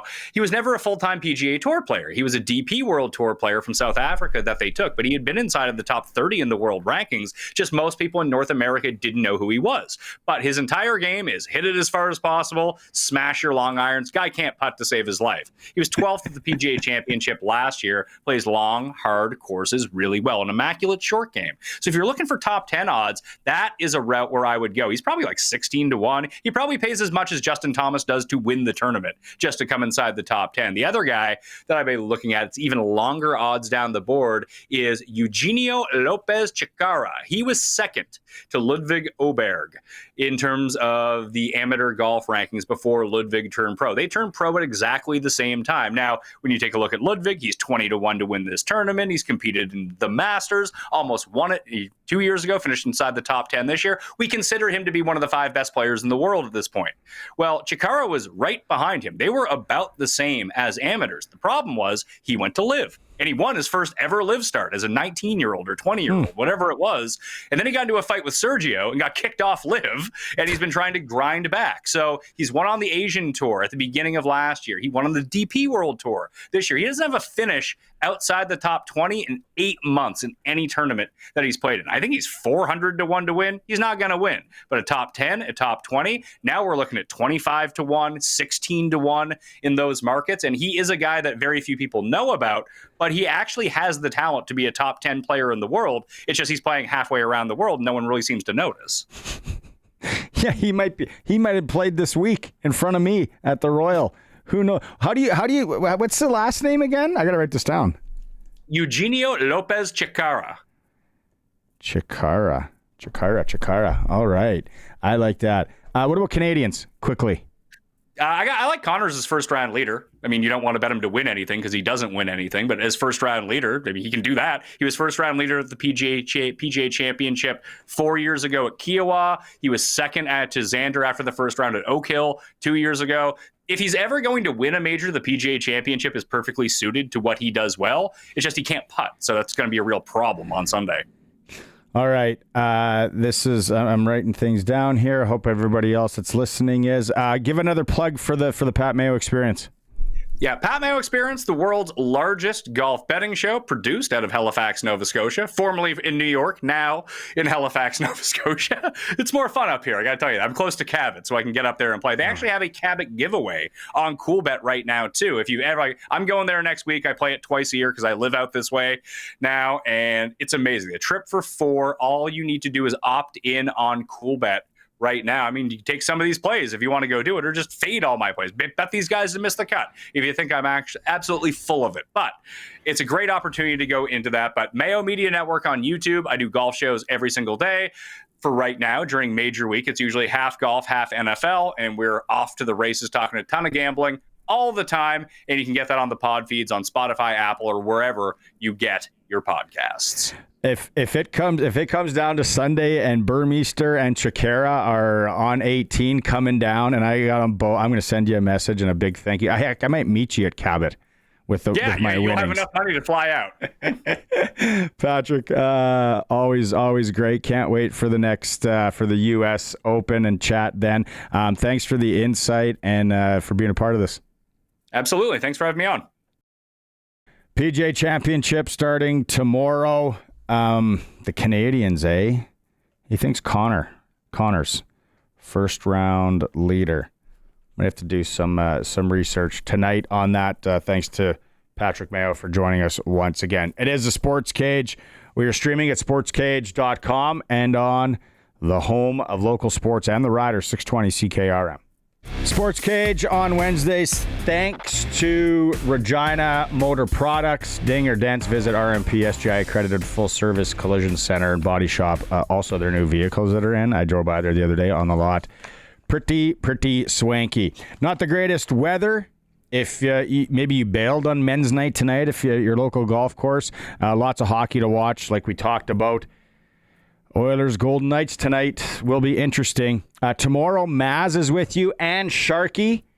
And of course, the fellas will be up at Roughrider Training Camp, so we'll be checking in with them a few times throughout the day. Also, Arash Madani and Glenn Suter.